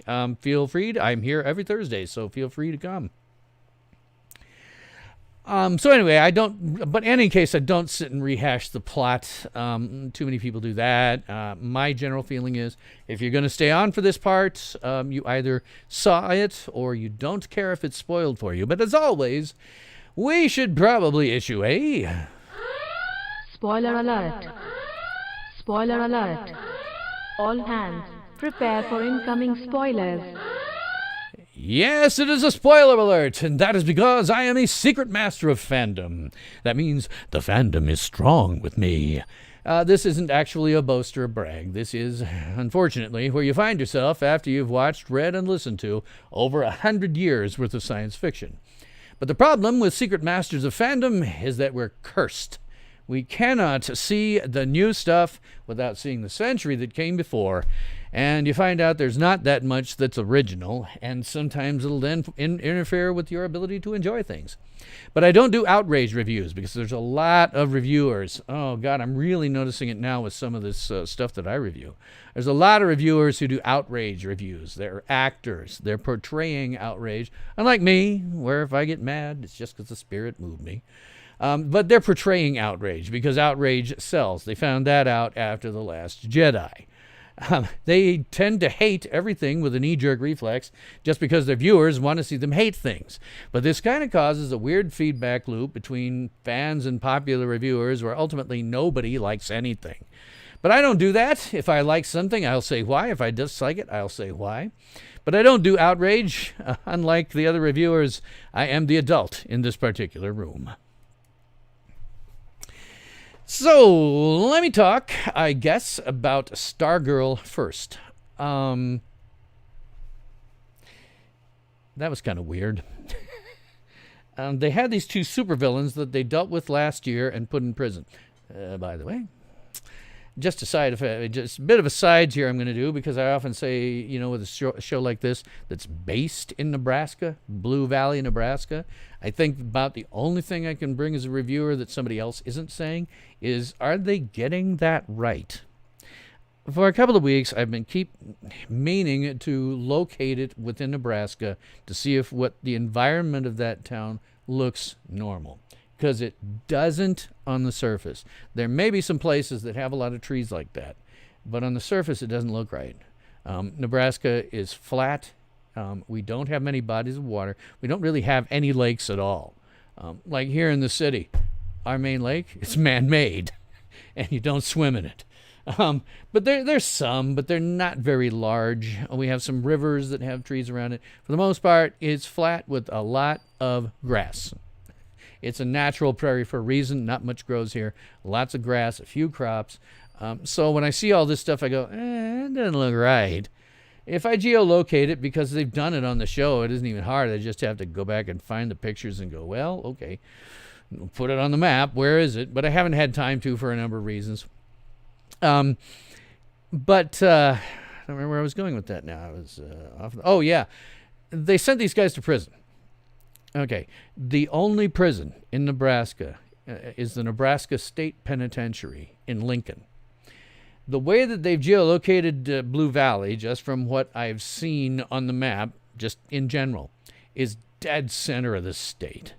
That is like 3, maybe 4 hours to get from there to Lincoln. They do occasionally mention Lincoln, so they're doing that level of research anyway. But you should be aware, guys, you can't just like get out of prison and go to Blue Valley. You better steal a car and be prepared to, drive X number of miles. The only prison in Nebraska is the Nebraska State Penitentiary in Lincoln. Let's see. Shadowman says, bingo, you can't unsee decades of awesome sci-fi and accept the fake, shallow crap coming out of Hollywood. It ain't even so much that. It's just the reuse of ideas. You just discover there's not that much that's original. I've seen it all before. Or heard it, or read it. Too much. And there's some stuff, and like you say, what we're doing now, like with Star Trek, Kurtzman Star Trek is stupid. I'll be talking about that in a second. But the weird thing about Stargirl was that they took these two supervillains that they dealt with last year and put in prison, and they escaped, and they came to Pat and his wife in their house and sort of palled around because they needed a place to lay low. They sort of palled around with them and sort of had things in common. These are people that tried to kill each other. The bad guys tried to kill the good guys. That was weird. I mean, I understand what they're going for. It was, on one level, it's kind of fun and funny, but on the other level, I'm like, wait a minute, man. If some super criminal shows up at my house, I get they wrote it so that Pat couldn't get to the giant mecca, but I might do a text to Courtney or one of the other superheroes to maybe come and help. I mean, these guys, they just showed up. They said they're going to go back to prison. They promised. We promised, Scouts honor. They actually did. Scouts honor, we'll go back to prison. Really? You're going to believe that, are you? Because I wouldn't. So that part of the show was weird. Okay, thanks for leaving and coming back. Awesome that anybody comes back. Yay. So that part of the episode was weird. It was one where I actually was... Sometimes I'm on social media when I watch this, and I'll say, oh, cool, this is great. I won't say what. But this time I just went, Stargirl, what are you guys doing? and I got a number of likes on that one, number of hearts. Everybody watching it thought the same thing. So it was kind of weird that way. The other biggest problem I have with this, and I don't have many, but let me get to the small one. Age of the actors playing these characters. The actress playing Courtney, whose name escapes me, she's in her 20s, but she can get away playing someone in her teens because she looks a lot younger. You get to some of the other actors, and they look like they're in their 20s. Now, I get you can't hire child actors. It's a pain in the ass to work with. You can't have them for as long as you need. It's tough. So I get why you have to do that, but can you make up the hell out of them? Can you cast somebody that looks younger? Because some of them are just, it looks too old. You're like, wait, you're in high school? You look like you ought to be in college, Drop of Truth says you can't unread them either. Yes, Jules Verne, H.G. Wells, so many others. Asimov's Foundation is being made now. Yes. God, to be honest, I'm not looking forward to that one. Nor Dune. There's too much. How do you do that? I could see doing Dune as they did in the Sci-Fi Channel early 2000s as a mini-series, maybe a long one. Same thing with the Foundation stuff. How will it encompass everything you wrote? Drop of Truth says yes. Same problem with Herbert's Dune. I mean, just on the same page. I didn't read you there. But yeah, those are huge, giant universes with a ton of backstory and many, many books that go into them. I don't know how you could conceivably do it. Other than if you said, okay, we're going to have a 3-week-long miniseries, 2 hours every single night, to get everything. W.C. Fields, Robert says, never work with children or animals. Animals are a pain in the ass too, but children, just from a practical perspective, they have to be given X number of hours per day tutoring because they have to have an education. You can't use them. I mean, because oftentimes when you're shooting something, you get a call for 6 a.m., and you get makeup on and all that. You start shooting. You're not done till 6 p.m. It is 12 freaking hours through there. You can't do that with children. So that's why they hire older actors. It's just in this case, it really struck me. They look way too old. Shadowman says, Ringworld would never be done. It would cost $1 trillion. I think somebody has Ringworld out there right now. I don't remember. But I'm not looking forward to it if they do. They'll just make it woke, which it is anything but. Anyhow, that's kind of mostly what I had to say about that for Stargirl. Hang on. Okay.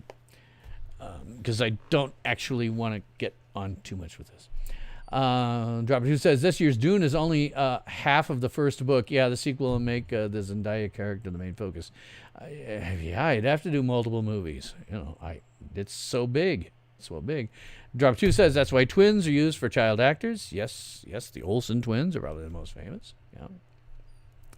So let me move on to Lower Decks.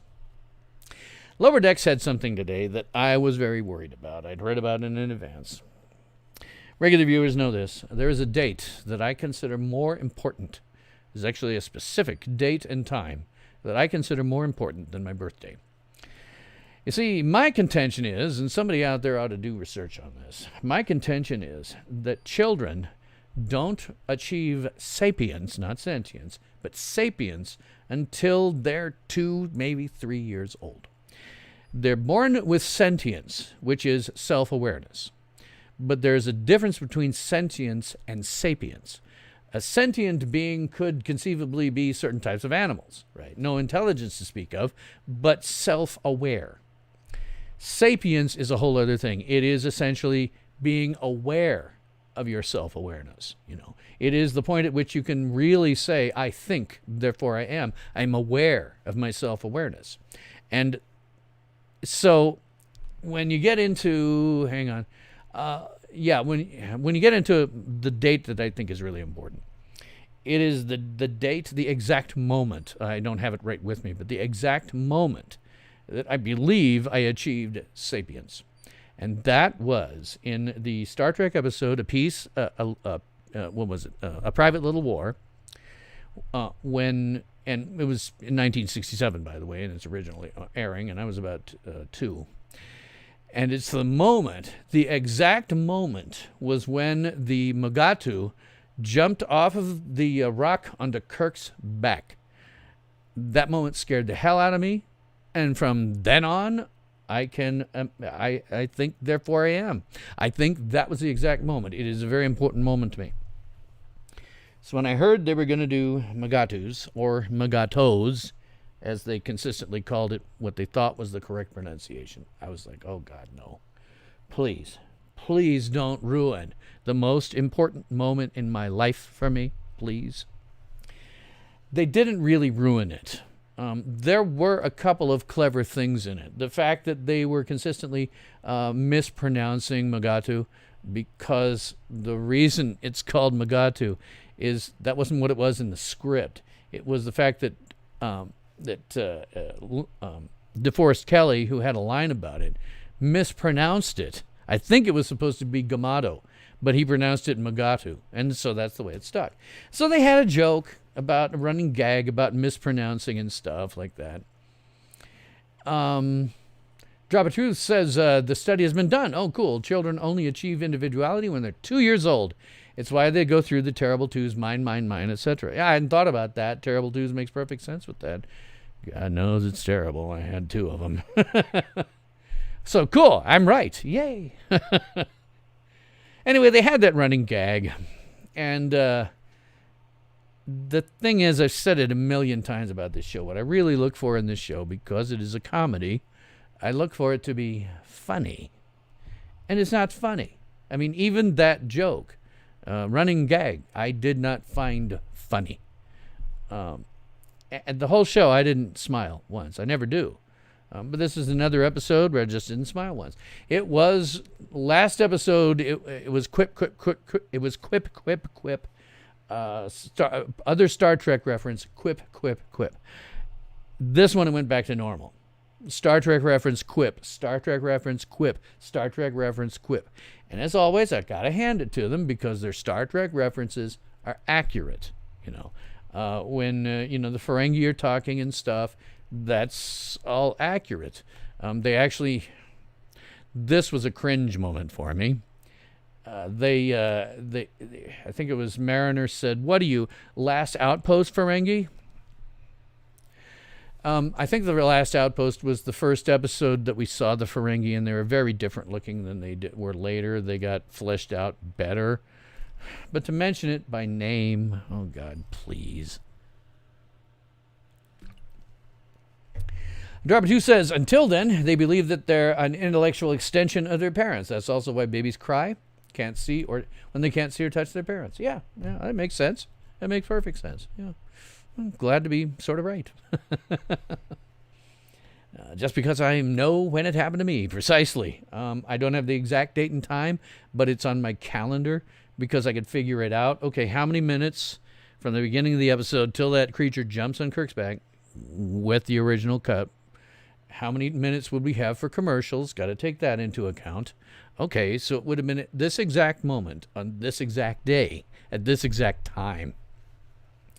Shadowman says, I encounter young people who say they're in their 20s, but what I perceive as a mature adult is a child in a larger body. Yes, the mentality, the life skills, all seem to be barely developed. That's partly a problem with the educational system that does no educating, doesn't teach any critical skill thinking, doesn't teach reading, writing, or basic math. So that's part of it, I'm sure. The other part of it is upbringing. You know, when I was a kid and growing up, we were not so coddled. You know, right now, you know, I would like to see them rip out. Like, we have a park not far from here that when the kids were younger, I used to take them to. Parks, you know, they've got everything child approved. Don't have any of the fun stuff that I used to like. They have play structures. You know, no. Was it the spinning wheel thing? I love those things. Get dizzy on them. No. They've got, instead of sand or even gravel, they've put down, you know, that spongy crap. And God, you know, we didn't have that. You know, if you fell down and get hurt, it's just like, okay, you fall. You know, my line always to my kids, if they had a minor thing when they were small, was, is it going to be okay by the time you get married? Okay, I think you're going to be fine. You know, they didn't coddle us like that. And so you learned to deal with adversity to some extent. But yes, I think you're right. There is a lot of that, absolutely. Drop 2 says it's a spiritual bond, but if you prefer a secular explanation, it's similar to Jung's collective unconsciousness. I know nothing about it. But yeah, you know, Drop 2, Shadow Man, I think there's a lot of that going on, where we have children who were so coddled and given an environment that is so safe that it means they've never experienced any significant adversity. You know, it's like when they get on social media and they get all bent out of shape because somebody has a differing opinion. Well, I've had differing opinions for most of my life. I just hold on to them, and if somebody disagrees with me, generally it's like, okay, well, you like this, I like that, fine. You know, I think the Star Trek under Kurtzman is terrible, but if somebody likes it, I don't have a problem with somebody liking it. What I have a problem with is it tends to be crap, you know. And what happens with these woke viewers is they feel as though that is a personal attack. You say, well, I don't think Burnham is very well written. I don't think Lower Decks is funny. They go, yes, it is, because you're attacking me. You know, not criticism of something they like, which, by God, I've gotten that my whole life. Not criticism of something they like, and you got to just, okay, well, you don't like it, fine. You know, they think it's a personal attack, and it's part of the problem. Drop 2 says, lack of individuality, Shadowman. They're never taught it or allowed to develop themselves. Yes, it's parents, it's in the environment they grew up in, and it's schools. It's a whole bunch of things going together that makes them into woke snowflakes. Drop 2 says, I came home bloodied, bruises, and dirty often. I only got in trouble when I ripped my clothes. Otherwise, it was clean. Let's clean up yourself for dinner now.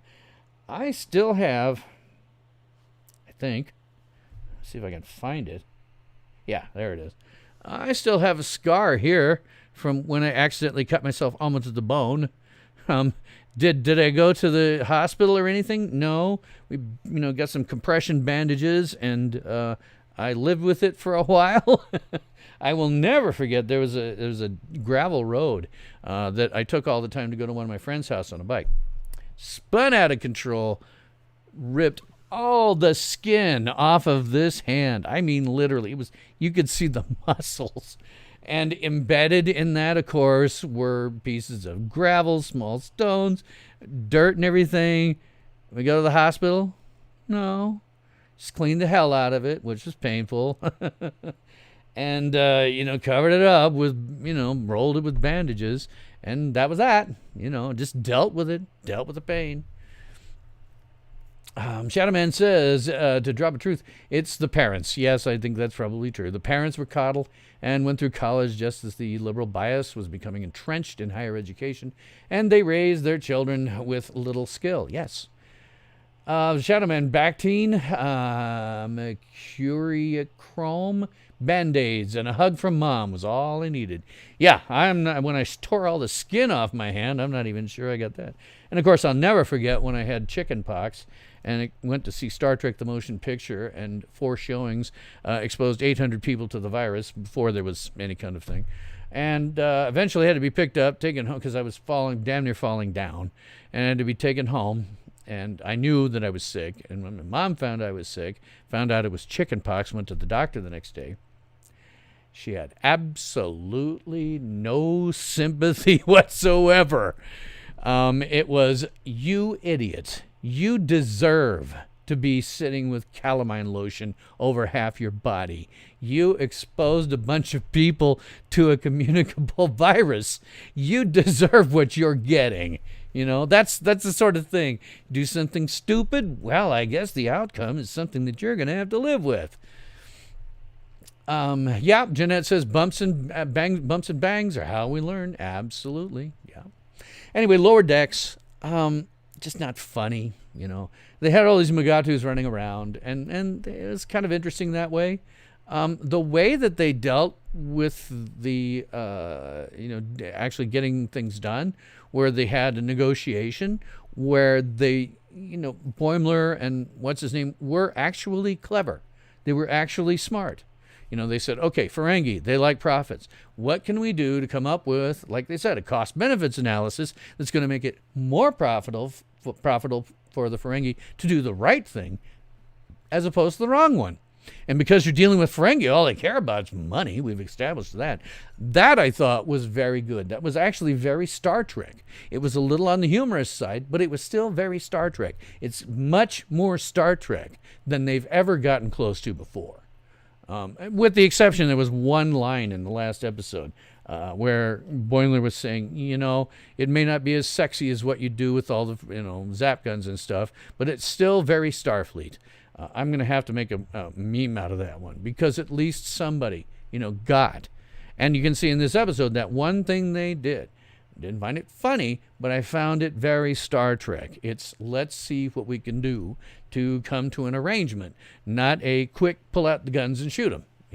There was plenty of that, but that I thought was good. I liked that part. For the most part, however, I found it the usual, Star Trek reference, quip, Star Trek reference, quip, and just not very funny. I would like it to be funnier. But that said, I thought the very ending was pretty good. Drop 2 says, in my day, the mothers got together and arranged that their children were infected with childhood diseases, no vaccines at all. Natural immunity. I don't think my parents actually tried to do that. It happened by just naturally. If I got something, the 2 friends that I hung out with for half the day would also get it, So, but, roughly the same thing. But natural immunity is probably the best. So, that's Lower Decks. All right, now on to the mouse. Now on to the genocidal mouse. What if? That sucked. As Drop of Truth says, they stole from the Tempest. But beyond that, there were a number of things in there that I was just, what? The whole thing where, the change was that Stephen Strange was driving with, what's-her-face, to a date and, crashed and she dies. And he gets consumed with wanting to use the time stone to repeatedly go back in time and try to change it. But every time he did, she just kept dying. It was essentially the Ancient One who showed up some back from the dead in a way that you're like, what? That was never even hinted was possible. She was like, in Doctor Strange movie, she was like, okay, I've always looked into the future, but I can't see past this point, because that's when she died. And there's no coming back. Apparently, we thought there was no coming back. So she comes back, and Doctor Strange is constantly, over and over and over, trying to change the past. And she says the equivalent, this Doctor Who equivalent of, okay, this is a fixed point in time. It can't be changed. And so Doctor Strange goes nuts and tries to get all the power he possibly can to change it. He does, and it destroys the world.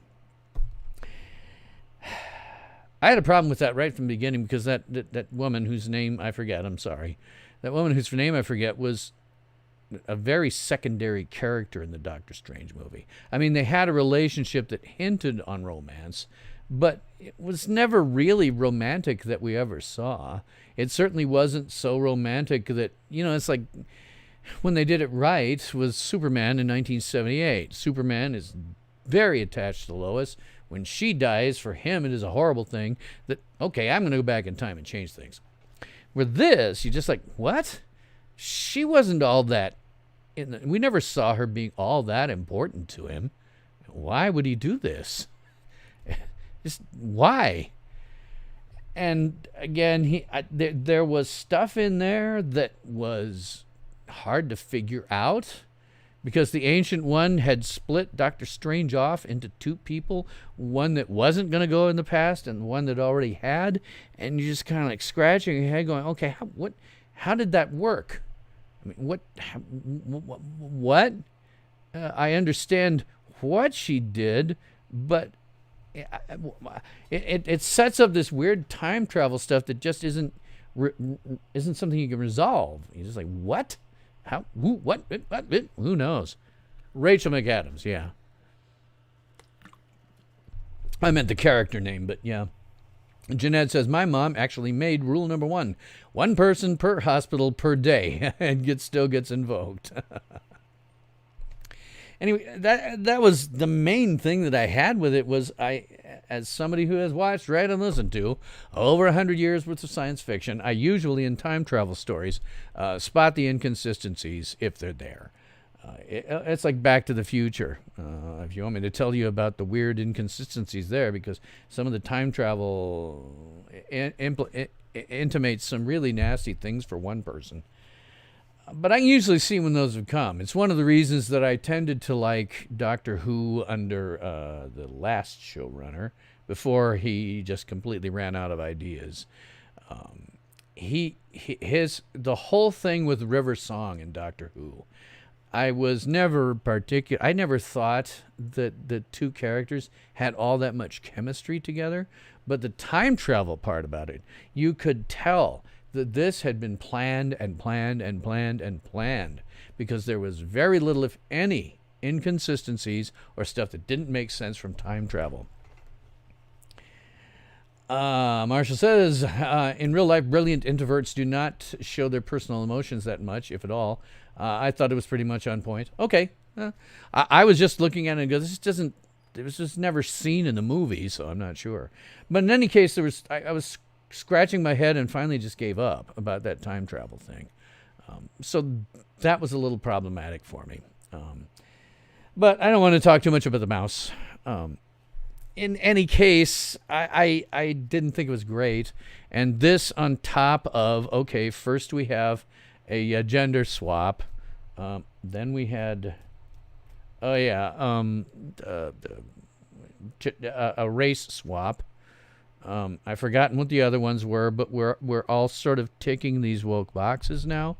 This is one where, you make the white guy look really bad for destroying the world and everything, for doing something extraordinarily stupid and destroying the world. So that's kind of where I'm at with that. And again, I don't really want to spend a lot of time on it.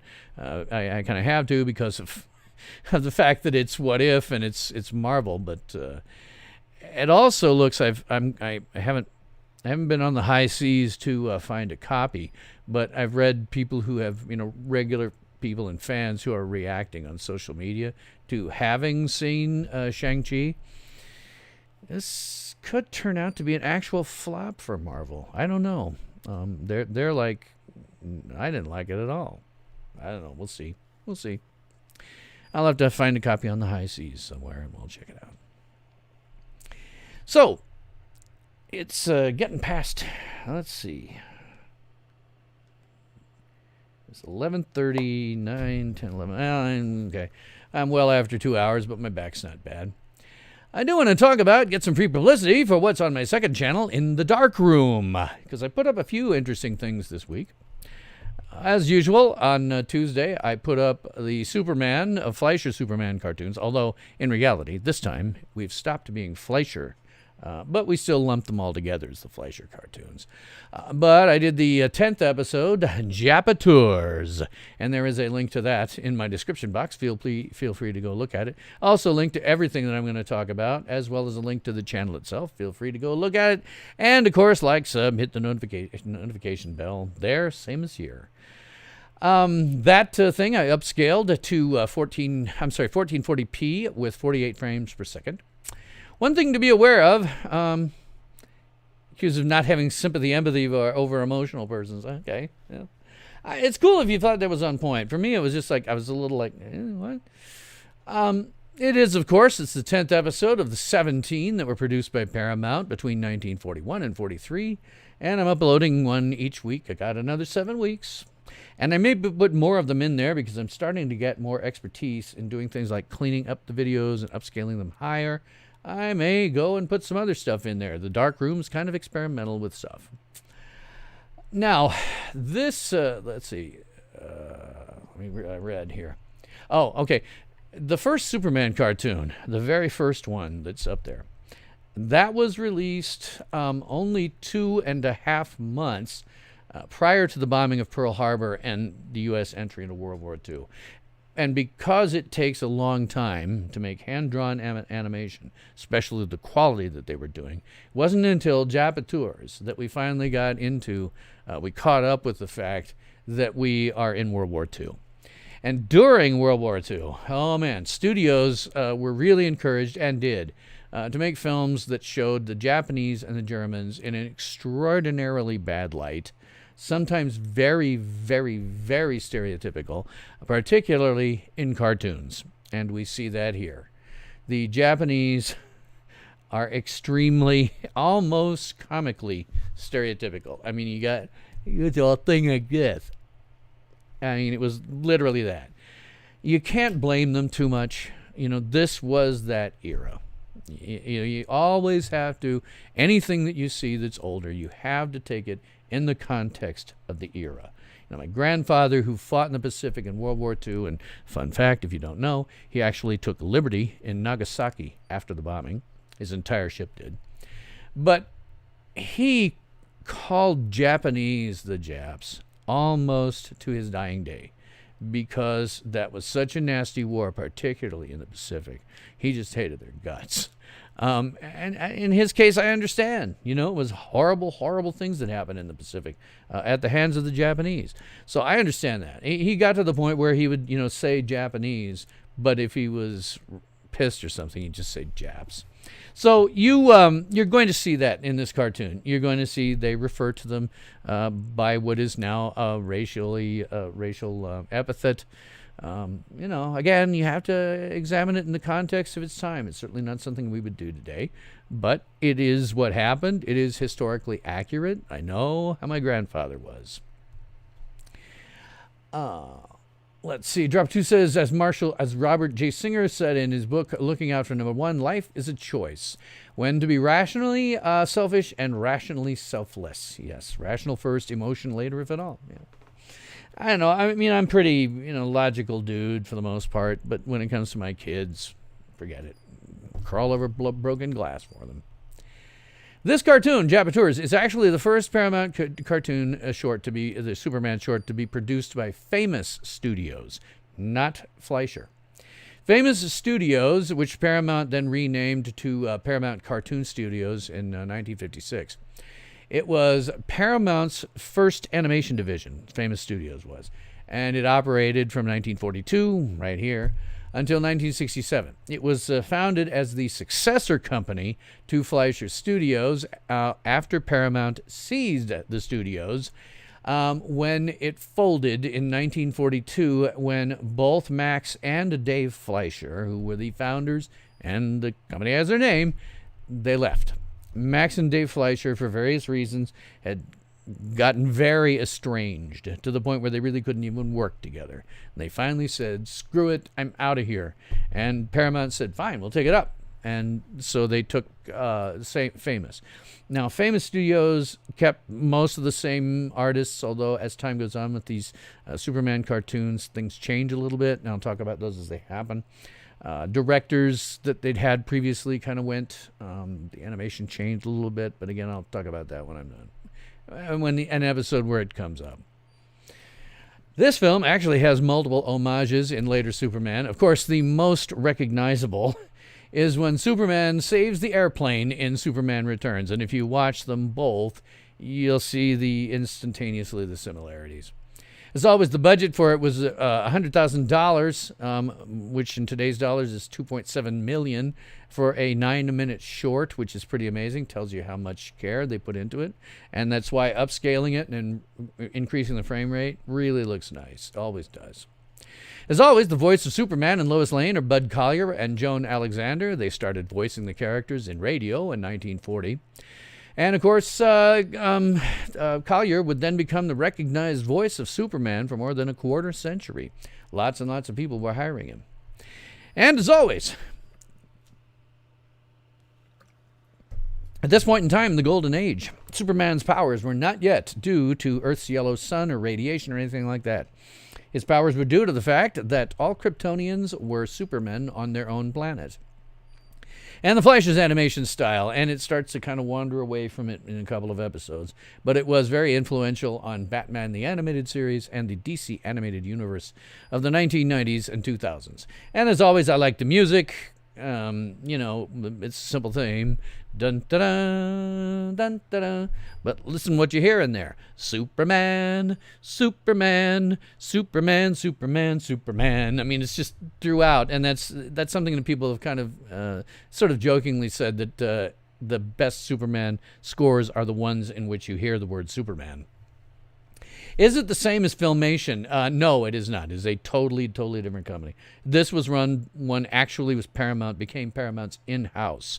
I think they said it went out of business in 1962. Filmation was starting up about then. But Paramount, aside from a few properties, didn't really have all that much luck with their animation, so they just let it go. Jeanette says, I had a free night. Glad to catch me live. Thanks for giving the numbers. Nobody wants. Thanks for streaming. Always enjoy. Contact me on Facebook. Awesome. Love it. Cool. If you're headed out, awesome. Glad you could be here. I've only got a couple of other things to watch and talk about, and then I've got to get off this chair. So the other thing that's up there, one of the other things that's up there is the Spider-Man No Way Home teaser trailer. I have this notion that if I can get there, I'm Johnny come lately on that one, but I have this notion if I can catch the trailers like right when they come out and upscale and reinterpolate them, I may be able to, maybe get some views because people will be looking for those trailers and they'll see mine along with the others, so I'm hopeful. It was upscaled to 4K and 50 frames per second. Good night, Jeanette. Good night. Happy to see you here always. Thank you very much. It is upscaled in this case to 4K and 50 frames per second. It was natively 25, so I've doubled it. But it looks really nice. It's not like dealing with certain cartoons or stuff like that. This is all, very good print and everything. So go take a look at that. It's kind of fun. I also have, and this is one that I'd been trying to get up forever. That was Star Wars, A New Hope, the Harmy's Despecialized Edition, Luke's Trench Run. So that one I upscaled to 4K and 48 frames per second. Harmy has done a very cool thing. He's taken a number of high-definition sources and taken out all of the crap that George Lucas has added since all of the original trilogy aired. All of it's taken out, and it's back to its actual released condition. And not only that, he has gone through, because when Lucas had remastered these things, he got the color wrong. the color as released is different, a little more vibrant in places, and is a little different. And when they recolored it for DVD and stuff, they got the color grading wrong. So one of the things that Harmy has done is shot by shot fixed the color grading. So watching that in 4K and 48 frames per second, I like it a lot. I like the way that it turned out. And it didn't kill me to do it. I was really afraid that it would, because I've got a whole scene. You know, it's from the moment they start going into the trench until Darth Vader's TIE fighter regains its composure and flies out of frame. I put it up. I got an immediate block, immediate copyright, and I put in a dispute. I kind of crossed my fingers, because if they think you screwed it, they can take away your channel. So I was crossing my fingers, and I put in a thing that says, under the copyright release for doing criticism and stuff like this applies because I'm doing an experimental change for it, blah, blah, blah. They bought it. So there's another few other things that I can do here. So Marshall says, even with the box matte lines. Yep, it is exactly as released. All three of them he's done. And the only downside is that he only has them in DVD quality. But when you use the AI to upscale them, it don't matter. Can't really pronounce that name there with the, sorry. But nice to see you here tonight. Thank you. I know the rebels were based on the Viet Cong and the Empire was the USA. I didn't know that specifically. I've always noticed the obvious things, which is in U.S. American movies, you sometimes get bad guys, and that's the case with most of the Empire, who have British dialects, because we in the U.S. associate that with Revolutionary War and all that. So, no, I didn't know that, but, it's a cool thing either way. But this one, like I say, I was very proud of this one. And there's links to all this stuff in my description box. It looks beautiful. It's really detailed. One of the things that really strikes me is like explosions of TIE fighters and stuff, or explosions of fighters, because they're beautiful. Those explosions, they're practical. And so you get to see, more fluid flame and stuff like that. It's kind of fun. So that is pretty much all I got to say about what's in the Darkroom here. Let's see. So it's now been over 2.5 hours. My back is starting to hurt, although, yay, it isn't hurting much. So that's a good thing. That lower back arthritis combined with my sciatic nerve that's been after me for a month. This was a good test to see if it had gotten better, because I had gone 3 or 4 days with no pain. Hey, 3 or 4 days. Wow, isn't it? It sort of tells you everything. Anyhow, so it's starting to hurt, so I probably ought to get off regardless. But I appreciate the new viewers who've been in, and, just for your, I can't pronounce that name. I'm very sorry. Just so you know, what I usually do on here is I do some, I talk about what the virus statistics for my area are. I can't talk about it. The virus, unspecified virus of unknown origin, that one. I talk about the statistics for that in the beginning. It eats up 10 or so minutes. It's kind of like I wait for more viewers to come in doing that. Then I tend to do some political commentary of some kind or another. And then I tend to do reviews. And that's generally the format. I may change it up at some point, but that's the format. So I certainly appreciate anybody coming on. And, the new viewers, awesome. Thank you very much. Marshall says, I think that Lucas has indicated that it's World War II retelling, especially in the fact he emulated the World War II dogfights. Yeah, emulated is a way to put it. Thank you very much. I am going to go lay down, take $200. Actually, I'm going to spend $200 tomorrow. Thanks very much, Shadow Man. Glad you had it. A Proletarian Guard in English. It's just talking to each other. So that said, I would say that is all that I have to say about that tonight. I would, as always, love to keep the conversation going, so please leave your comments, your questions, and your nasty remarks, and I'll do my best to respond to you. And of course, do like, sub, hit the notification bell, and share me on social media, because that is the way that I grow. So, thanks for watching this episode of Tales from SYL Ranch, and I'm Bill Stone.